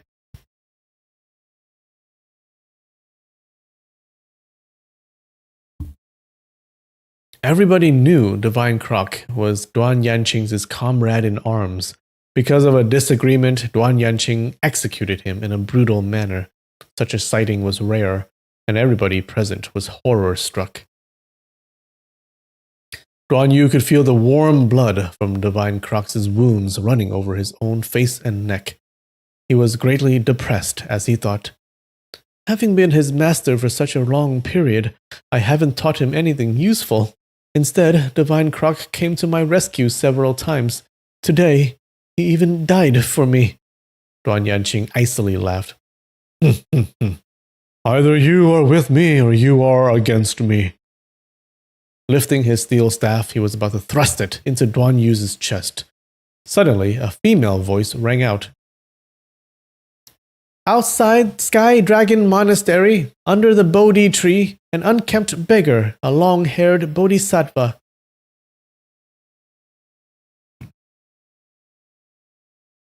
When Duan Yanqing heard the four words "outside Sky Dragon Monastery," his steel staff froze in midair as he waited to hear the rest of the sentence. Hearing the full quote, the steel staff was quivering uncontrollably, and he slowly withdrew the weapon. Turning his head and catching the gaze of Dao Baifeng, he felt as if she had a lot of stuff to tell him. Heavily stunned, Duan Yanqing stuttered. Guan Yin Bodhisattva." What? He thinks he met the Bodhisattva? Alright. I think that was a good time for a 5-minute break. What do you guys think? Alright. I will be right back.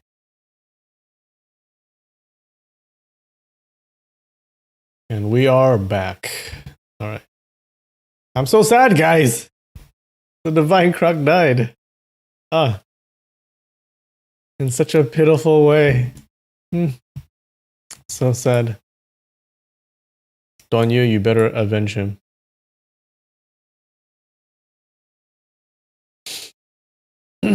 Alright. Dao Baifeng nodded her head and whispered, Do you know who does this kid belong to?"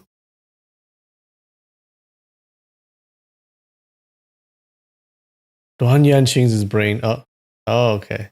Here's where we find out. Duan Yanqing's brain started to swirl and turn fuzzy. He felt as if he had traveled back in time to a specific full moon night more than 20 years ago. That day, he finally made it back to Dali from the Eastern Sea, arriving outside the Sky Dragon Monastery. "I knew it!" At Hu Guangdao, Duan Yanqing was simultaneously attacked by a group of powerful enemies.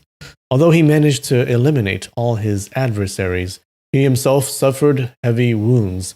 Both his legs were broken, and his face was badly disfigured. An enemy warrior made a horizontal cut at his Adam's apple, and he lost his voice as a result. In fact, he hardly resembled a human being. His whole body was extremely filthy and smelly, maggots crawling all over his wounds, and a few dozen flies were flying around him with a wung-wung sound. Nevertheless, he was the crown prince of Dali. That year, his father, the emperor, was killed by corrupted ministers. In the ensuing confusion, he fled Dali. After attaining a good set of martial arts, he decided to return. Presently, the ruler of Dali, Duan Zhengming, was his cousin, but the real person sitting on the throne should be him instead of Duan Zhengming. He was aware that Duan Zhengming was a beloved ruler and was well liked by the population. Regardless of the civil service or the military, everyone worshipped him as the new emperor. Nobody would remember him, the missing crown prince, anymore. If he suddenly appeared in Dali, his life would be in danger.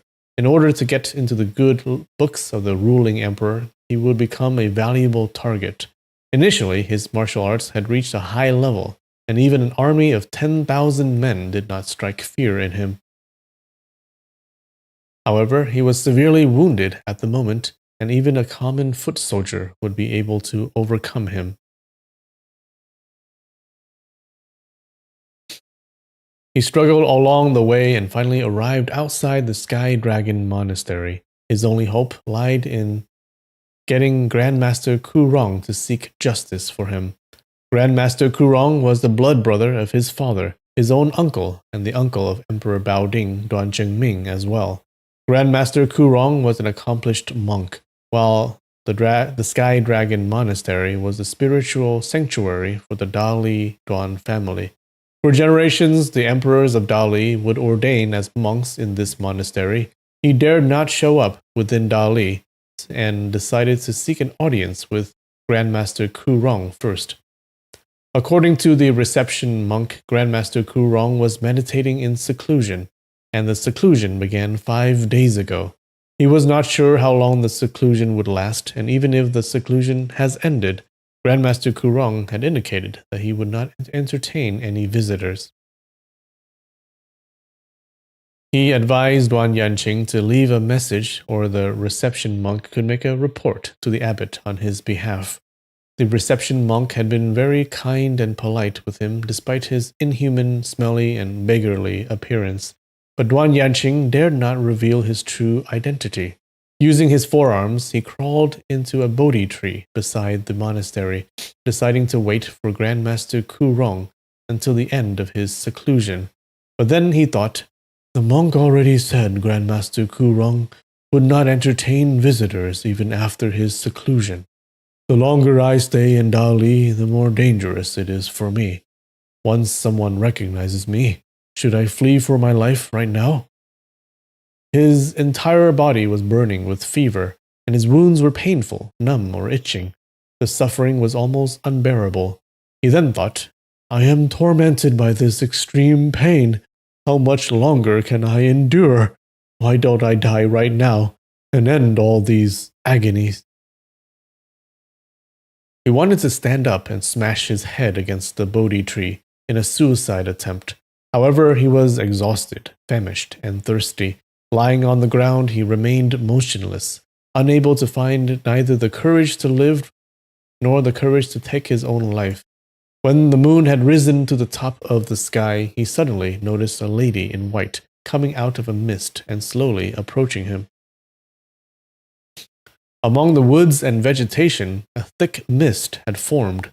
The lady in white had long hair running over her shoulders, and she seemed to be walking without actually stepping on the ground. With the moon behind her face, her features were indistinctive and unclear. However, Duan Yanqing remembered her as a gorgeous and breathtaking beauty. He felt that this lady was exquisitely delicate, like the Guanyin Bodhisattva. He imagined, it must be a bodhisattva coming into the human realm in order to save me, this displaced emperor. Under the heavens there are countless people seeking protection. Guanyin Bodhisattva must be answering their prayers. If you help me regain my throne, I will build a statue and monastery in your memory and worship you for generations. As the lady got nearer and nearer, she turned sideways. Duan Yanqing could now see the side of her face, which turned out to be completely white and without blemish. All of a sudden, he heard her softly mumbling to herself, I am wholeheartedly devoted to you, yet you did not spare any thought for me at all. You cheated on me with one woman after another, totally disregarding the vows we made while kneeling in front of the Bodhisattva. Again and again I have forgiven you, but right now I will never forgive you. You are unfaithful to me. I too will be unfaithful to you. Behind my back, you seek out other partners. I will seek out a third party too. You men of the Han race do not respect us, women of the Bai Yi race, as humans. You bully me and treat me like a cat, a dog, a pig, a cow. I must take revenge. We women of the Bai Yi race will not respect you, men of the Han race, as humans either. What? So she just did it out of revenge? Her words were hardly audible, and she was generally talking to herself. Still, her words were filled with deep hatred. In his heart, Duan Yanqing became dejected.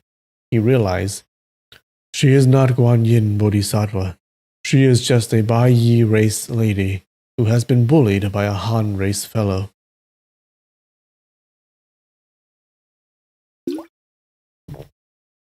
Bai Yi was one of the major races of the Dali country. The race was known for attractive females with white and tender skin, their beauty standards surpassing those of the Han females. Unfortunately, the males of this race were mostly weaklings. With their inferior numbers, this race was often ostracized by the Han. Witnessing the lady walking further and further away from him, Duan Yanqing had an inspiration. I was wrong. Although Bai Yi ladies are known for their refined features, this heavenly beauty apparition could hardly be conjured by them. Furthermore, she is dressed in a white robe that resembles a sheet of ice. There is no way Bai Yi ladies could have access to this kind of high-quality clothing material. This must be a bodhisattva in human form. I must not miss this opportunity. This opportunity to sleep with a bodhisattva? Currently, at the brink of death, only a bodhisattva could save him and offer him salvation from this predicament. Totally desperate, this was the only thing he could still cling on to. As the bodhisattva continued walking away from him, he crawled towards her with every last ounce of strength. He wanted to shout, "Bodhisattva, save me!" But all his throat could produce were a few rasping noises. The lady in white heard some noises from under the Bodhi tree and turned her head. At first, she identified something crawling on the ground, something that looked neither like a human or an animal. Upon closer inspection, she discovered it was an extremely filthy beggar with blood and dirt all over his body. Taking a few steps towards him, she scrutinized and found out that this beggar was heavily injured. Regardless of his face, body, and arms, they were all covered with wounds. Almost all the wounds were still bleeding and infested with maggots, releasing a pungent smell. The lady herself was brimming with hatred and was dying to exact revenge for her husband's cheating ways by cheapening herself in a self-destructive manner. When she first noted the horrible appearance of this beggar, she was sickened and wanted to escape at once. But then she thought, I am going to find the ugliest, dirtiest, and most detestable man in the world and make love to him. You are a lord, a general, so I will intentionally make love to a repulsive beggar. Really? That's why? Oh my god.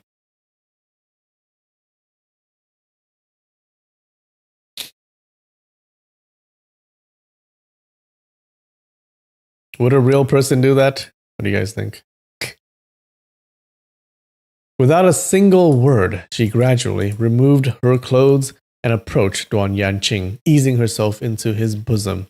Stretching out her arms as white as the snow petals of white camellias, she hugged his neck.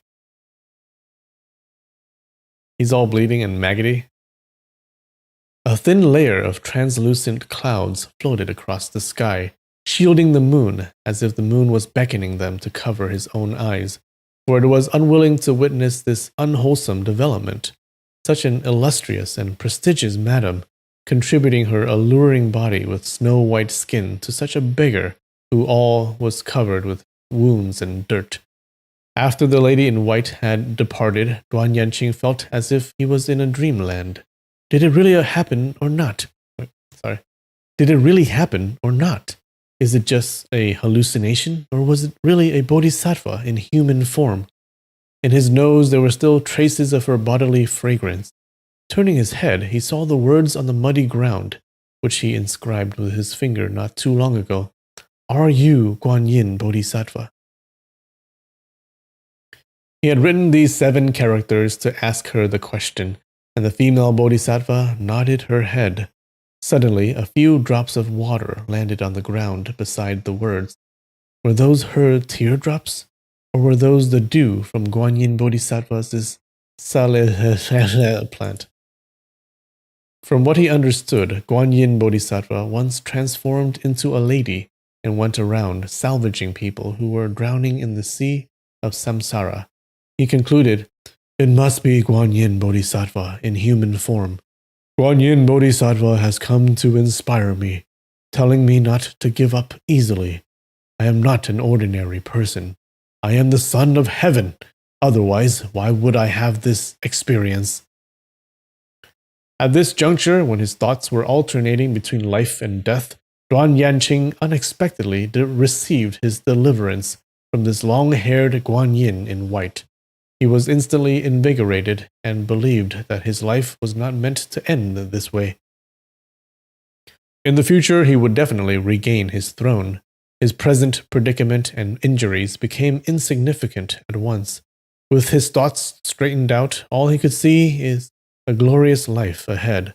The dawn was about to break. No longer interested in Grandmaster Kurong's seclusion, he kneeled in front of the Bodhi tree and deeply kowtowed, expressing his appreciation for Guanyin Bodhisattva's kind intervention. Breaking 2 branches off the Bodhi tree, he placed them under his armpits like crutches and left in high spirits. He dared not linger within Dali and headed far south into the impoverished wastelands. After tending to his injuries, he practiced his family martial arts incessantly. In the first 5 years, he learned how to replace his feet with 2 staves, and even managed to use the steel staves to execute blank. After another 5 years of hardcore training, Duan Yanqing headed to Lianghu and completely annihilated the households of his enemies, not even sparing the servants or the pets. With his brutal methods, rumors started spreading about his ruthlessness. Eventually, he earned the title of the greatest evil under heaven. That's how he got his title. In his following adventures, he proceeded to recruit 3 followers, Yu Erniang, Divine Croc, and Yun Zhonghe. He actually snuck back into Dali several times and tried to organize an uprising. However, on each occasion, Duan Zhengming's regime was resilient and stable, forcing him to retreat empty-handed.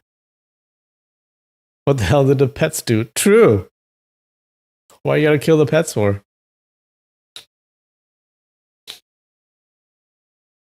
The most recent case in his chess and in internal energy competition with Reverend Huang Mei. The most recent case was his chess and internal energy competition with Reverend Huang Mei. Victory was almost within his grip, but unexpectedly, the kid, Duan Yu, came barging in halfway and caused him to suffer another loss. Back in the present timeline, he was about to thrust the staff and stab Duan Yu to death, destroying the successor of Duan Zhengming and Duan Zhengchun. Out of the blue, Madame Duan recited the 4 verses. Outside Sky Dragon Monastery, under the Bodhi tree, an unkempt beggar, a long-haired bodhisattva. These 16 characters were easy to recite, but to Duan Yanqing, they struck him like a lightning bolt on a clear sky. In his heart, he wondered, Is it possible that she is Guanyin Bodhisattva? Madame Duan slowly raised her hand and undid her hair bun. Thousands of silky hair strands cascaded down her neck, overflowing her shoulders and some partly covering her face. She now looked like an exact duplicate of the Guanyin Bodhisattva he met that fateful night under the Bodhi tree outside the Sky Dragon Monastery. Oh, so Divine Croc died for nothing? Yep, Darth Claire. True. So sad. So sad. Duan Yanqing's doubts were gone. He realized, I thought she was a bodhisattva. Instead, she is the Junan princess consort. Actually, in that same year, when his wounds were half recovered, his fever had subsided and he was able to think rationally. He already knew the lady in white who rescued him was a human being and not a bodhisattva. However, he was unwilling to surrender this fantasy and kept on brainwashing himself. That was a bodhisattva. That was a bodhisattva. Now that he finally comprehended the truth, in his mind a giant suspicion arose. Why did she do what she did? What made her choose me, an unkempt beggar, with a body full of bleeding wounds? Lowering his head, he was deep in thought, when suddenly a few drops of water landed on the floor. It reminded him of that fateful night. Was it tears? Or was it dew from the salicacea plant? Salicacea. Raising his head, he observed Madame Duan's lovely eyes were now brimming with tears. At this moment, even his granite heart turned soft. In a hoarse voice, he asked, You want me to spare the life of your son? Madame Duan shook her head and whispered, Around his neck is a small gold plaque, and it is engraved with his 8 characters. His year, month, date, and time of birth. Duan Yanqing was bewildered. Instead of asking me to spare the life of her son, she is asking me to look at some silly gold plaque of his. What is this all about?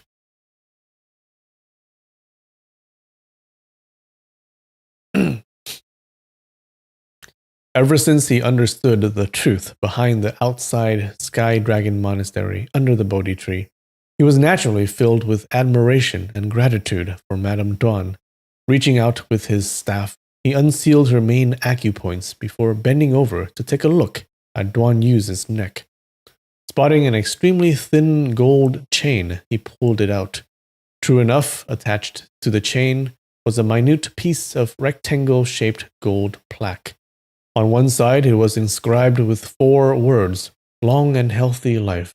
When flipped over, a row of small words read, Born on Dali Baoding 2nd year, 11th month, 23rd day.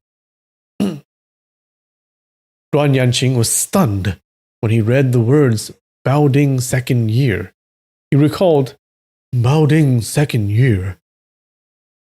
It was the 2nd month of that year when I was attacked by a group of foes and ended up outside the Sky Dragon Monastery with critical injuries.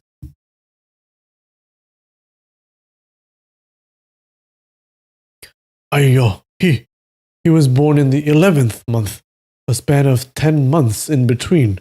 10 months is just right for a full pregnancy. He turned out to be my son. Yay!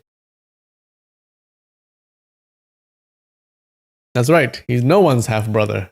All right. He's in the clear, guys.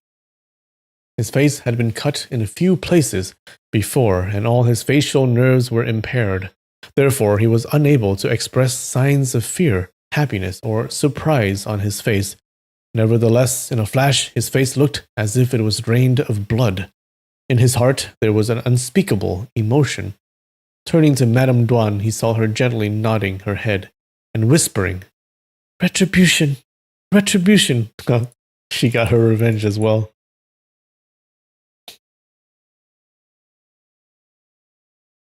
In his entire life, Duan Yanqing had never gotten himself involved in a romantic relationship and knows nothing about the joy of raising a family. Out of nowhere, he discovered that he actually had a son, his own flesh and blood. Okay, so that means he's going to die soon, right? This is what happens when you find out you have a son. Overwhelmed with the joy, his feelings were indescribable. Right now, compared with all the fame and riches, power, and even the throne, nothing was as treasured as having a son of his own. Bowled over with surprise and delight, he felt like dancing and shouting to celebrate. With a dung sound, the steel staff in his right hand fell onto the floor. Following that, in his brain, Duan Yanqing started to feel giddy. His left hand lost its strength, and with another dung, his other steel staff dropped onto the floor too. In his chest, he could feel a loud and clear voice wanting to shout out, "I have a son!" Peeping at Duan Zhengchun and identifying a puzzled expression on his face, it was clear that he had no idea what his wife was talking about. Scanning the faces of Duan Zhengchun and Duan Yu, Duan Yanqing observed a squarish face and a sharp face. Even their features do not share any similarities. In fact, Duan Yu's handsome and refined appearance was about 70 to 80% similar to himself when he was around the same age. In his mind, all the doubts were being replaced by unspeakable pride. He thought, "Even if you become the emperor of Dali instead of me, so what? I have a son, and you don't." At this juncture, his brain exhibited signs of dizziness again. Nearly blacking out, he thought, "I must be overly excited."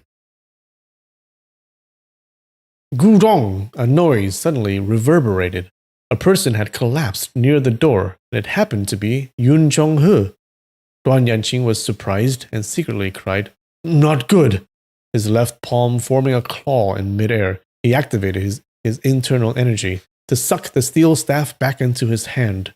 Startlingly, no internal energy came out of the claw movement, and the steel staff on the floor did not move at all.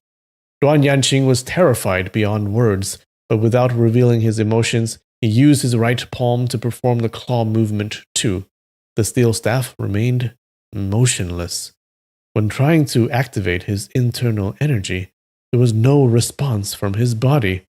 With that, Duan Yanqing realized that he had unknowingly fallen into the enemy's trap.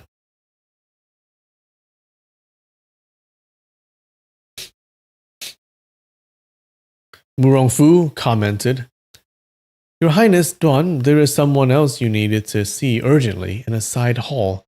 Would you please come with me?" Duan Yanqing quizzed, "Who is this person? Mr. Murong, please, invite this person out instead." Murongfu answered, "He has lost the ability to walk. I have to trouble your Highness to make a short trip." Listening to his words, Duan Yanqing was enlightened. Without a doubt, the culprit behind the poisoning was Murongfu. Fearing his superior martial arts and worried about the effectiveness of the toxin, Murongfu dared not reveal his poisoning scheme yet. Therefore, he wanted him to take a walk to see if his internal energy was still in circulation. However, since he entered the house, he had been paying close attention to his surroundings. He neither tasted the refreshments nor inhaled any special fragrances. How did he get poisoned? He deduced, "When I was distracted with joy, after listening to Madame Duan, I must have neglected my surroundings, giving him an opportunity to poison me." He plainly exposed, "Mr. Murong, we, the Duan family of Dali, are not experts in poison. You should have used against me instead." Murongfu chuckled. "Your Highness Duan is an accomplished martial arts expert. How can I treat you like a commoner? My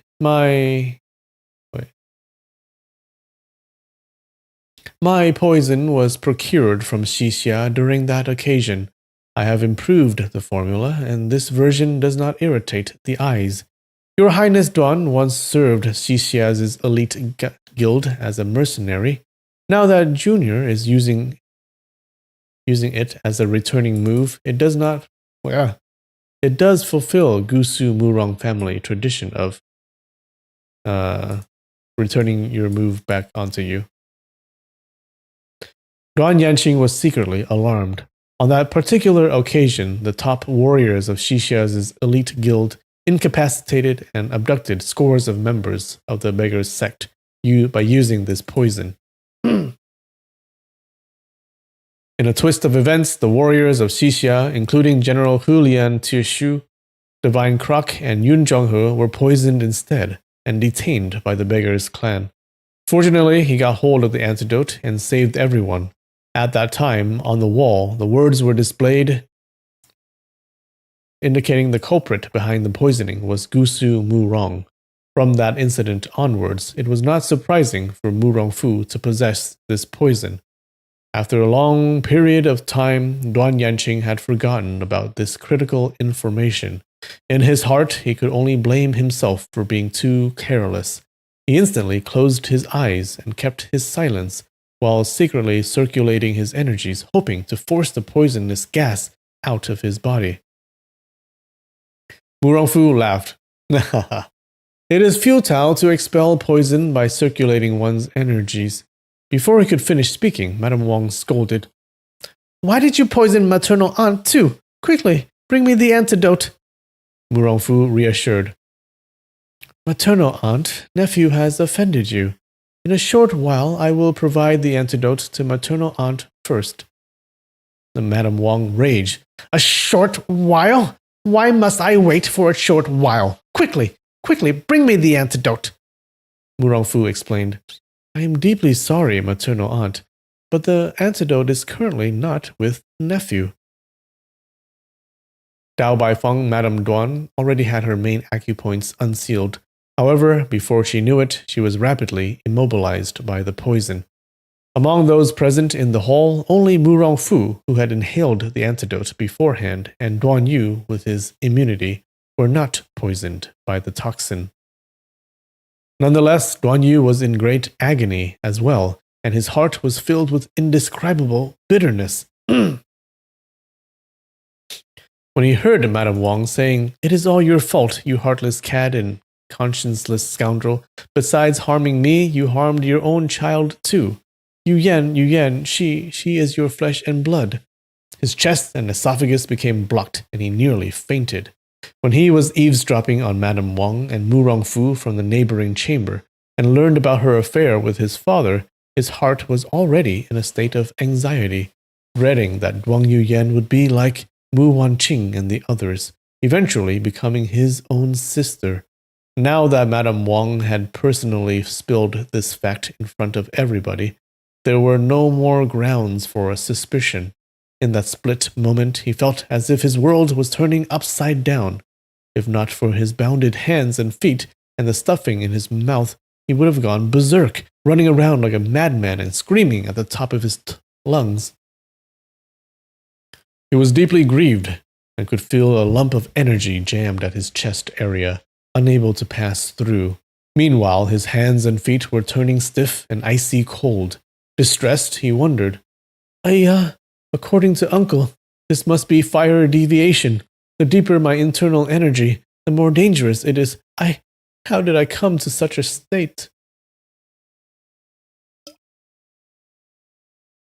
Initially fearful, Duan Yu changed his perspective and thought, Yu Yan is my half-sister. As we share the same father, our relationship eventually cannot come to fruition. What is the point of living on? Isn't it better to fire deviate and let my body decay into dust? Gone are my senses and awareness, and I can avoid a lifetime of trauma. Duan Yanqing tried to activate his internal energies 3 times, but it was hopeless. Instead, the discomfort in his chest became worse. He thus decided to sit down with his eyes closed and refuse to speak or move. Murong Fu explained, Your Highness Duan, although Junior has poisoned you, I meant no harm. As long as Your Highness agrees to a condition of mine, Junior will instantly present the antidote to you with both hands and even kowtow to ask for Your Highness's forgiveness. His tone carried a deep sense of humility.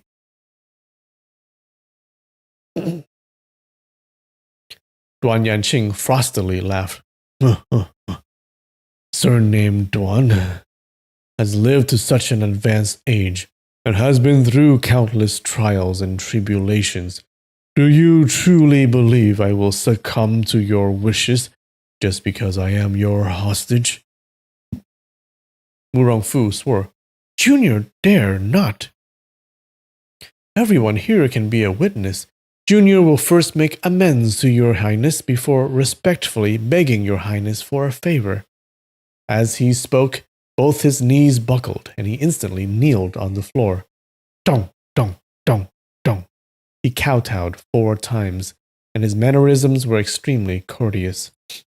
Everyone was amazed when Murongfu put up this huge show of respect out of the blue. Presently, he was practically running the show, and the lives of everybody were basically in his hands. Even if he adhered to the code of the martial arts world and had offended Duan Yanqing, a senior figure and expert, one deep bow would have been sufficient. There was no need for him to go all the way and discard his status by kneeling down and kowtowing.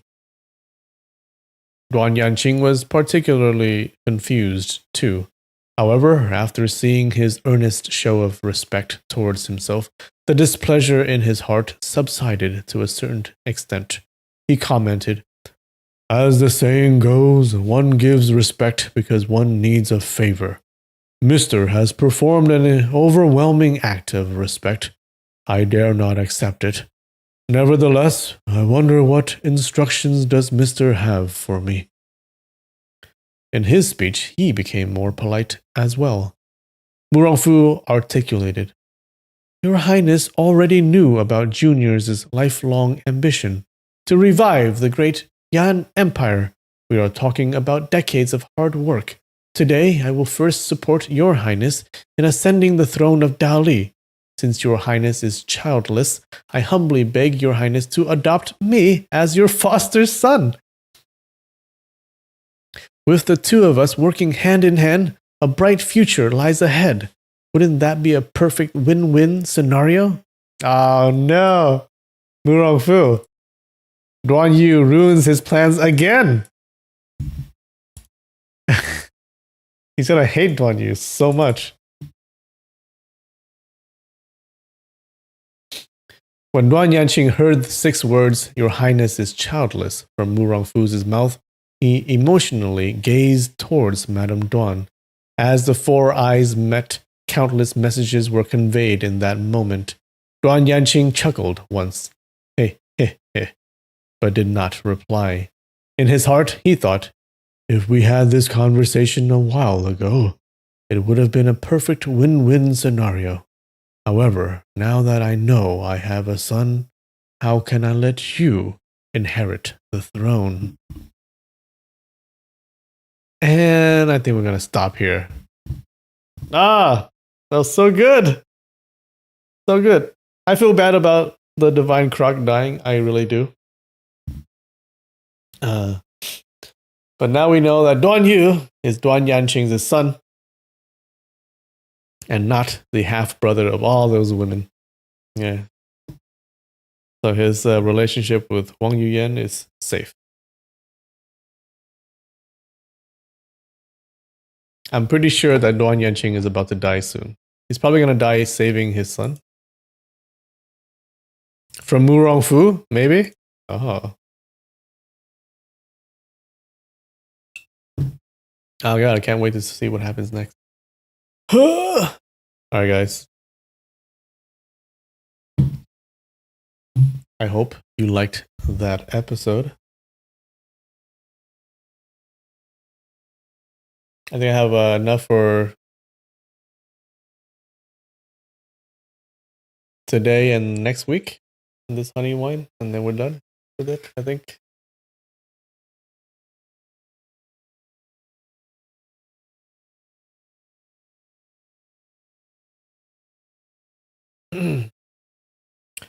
Alright, cheers.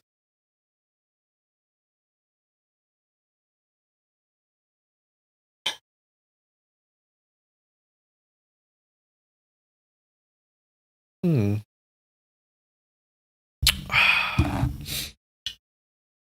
well, I hope you like that. The next chapter is going to be a lot of shit happening. I can't wait. Hold on.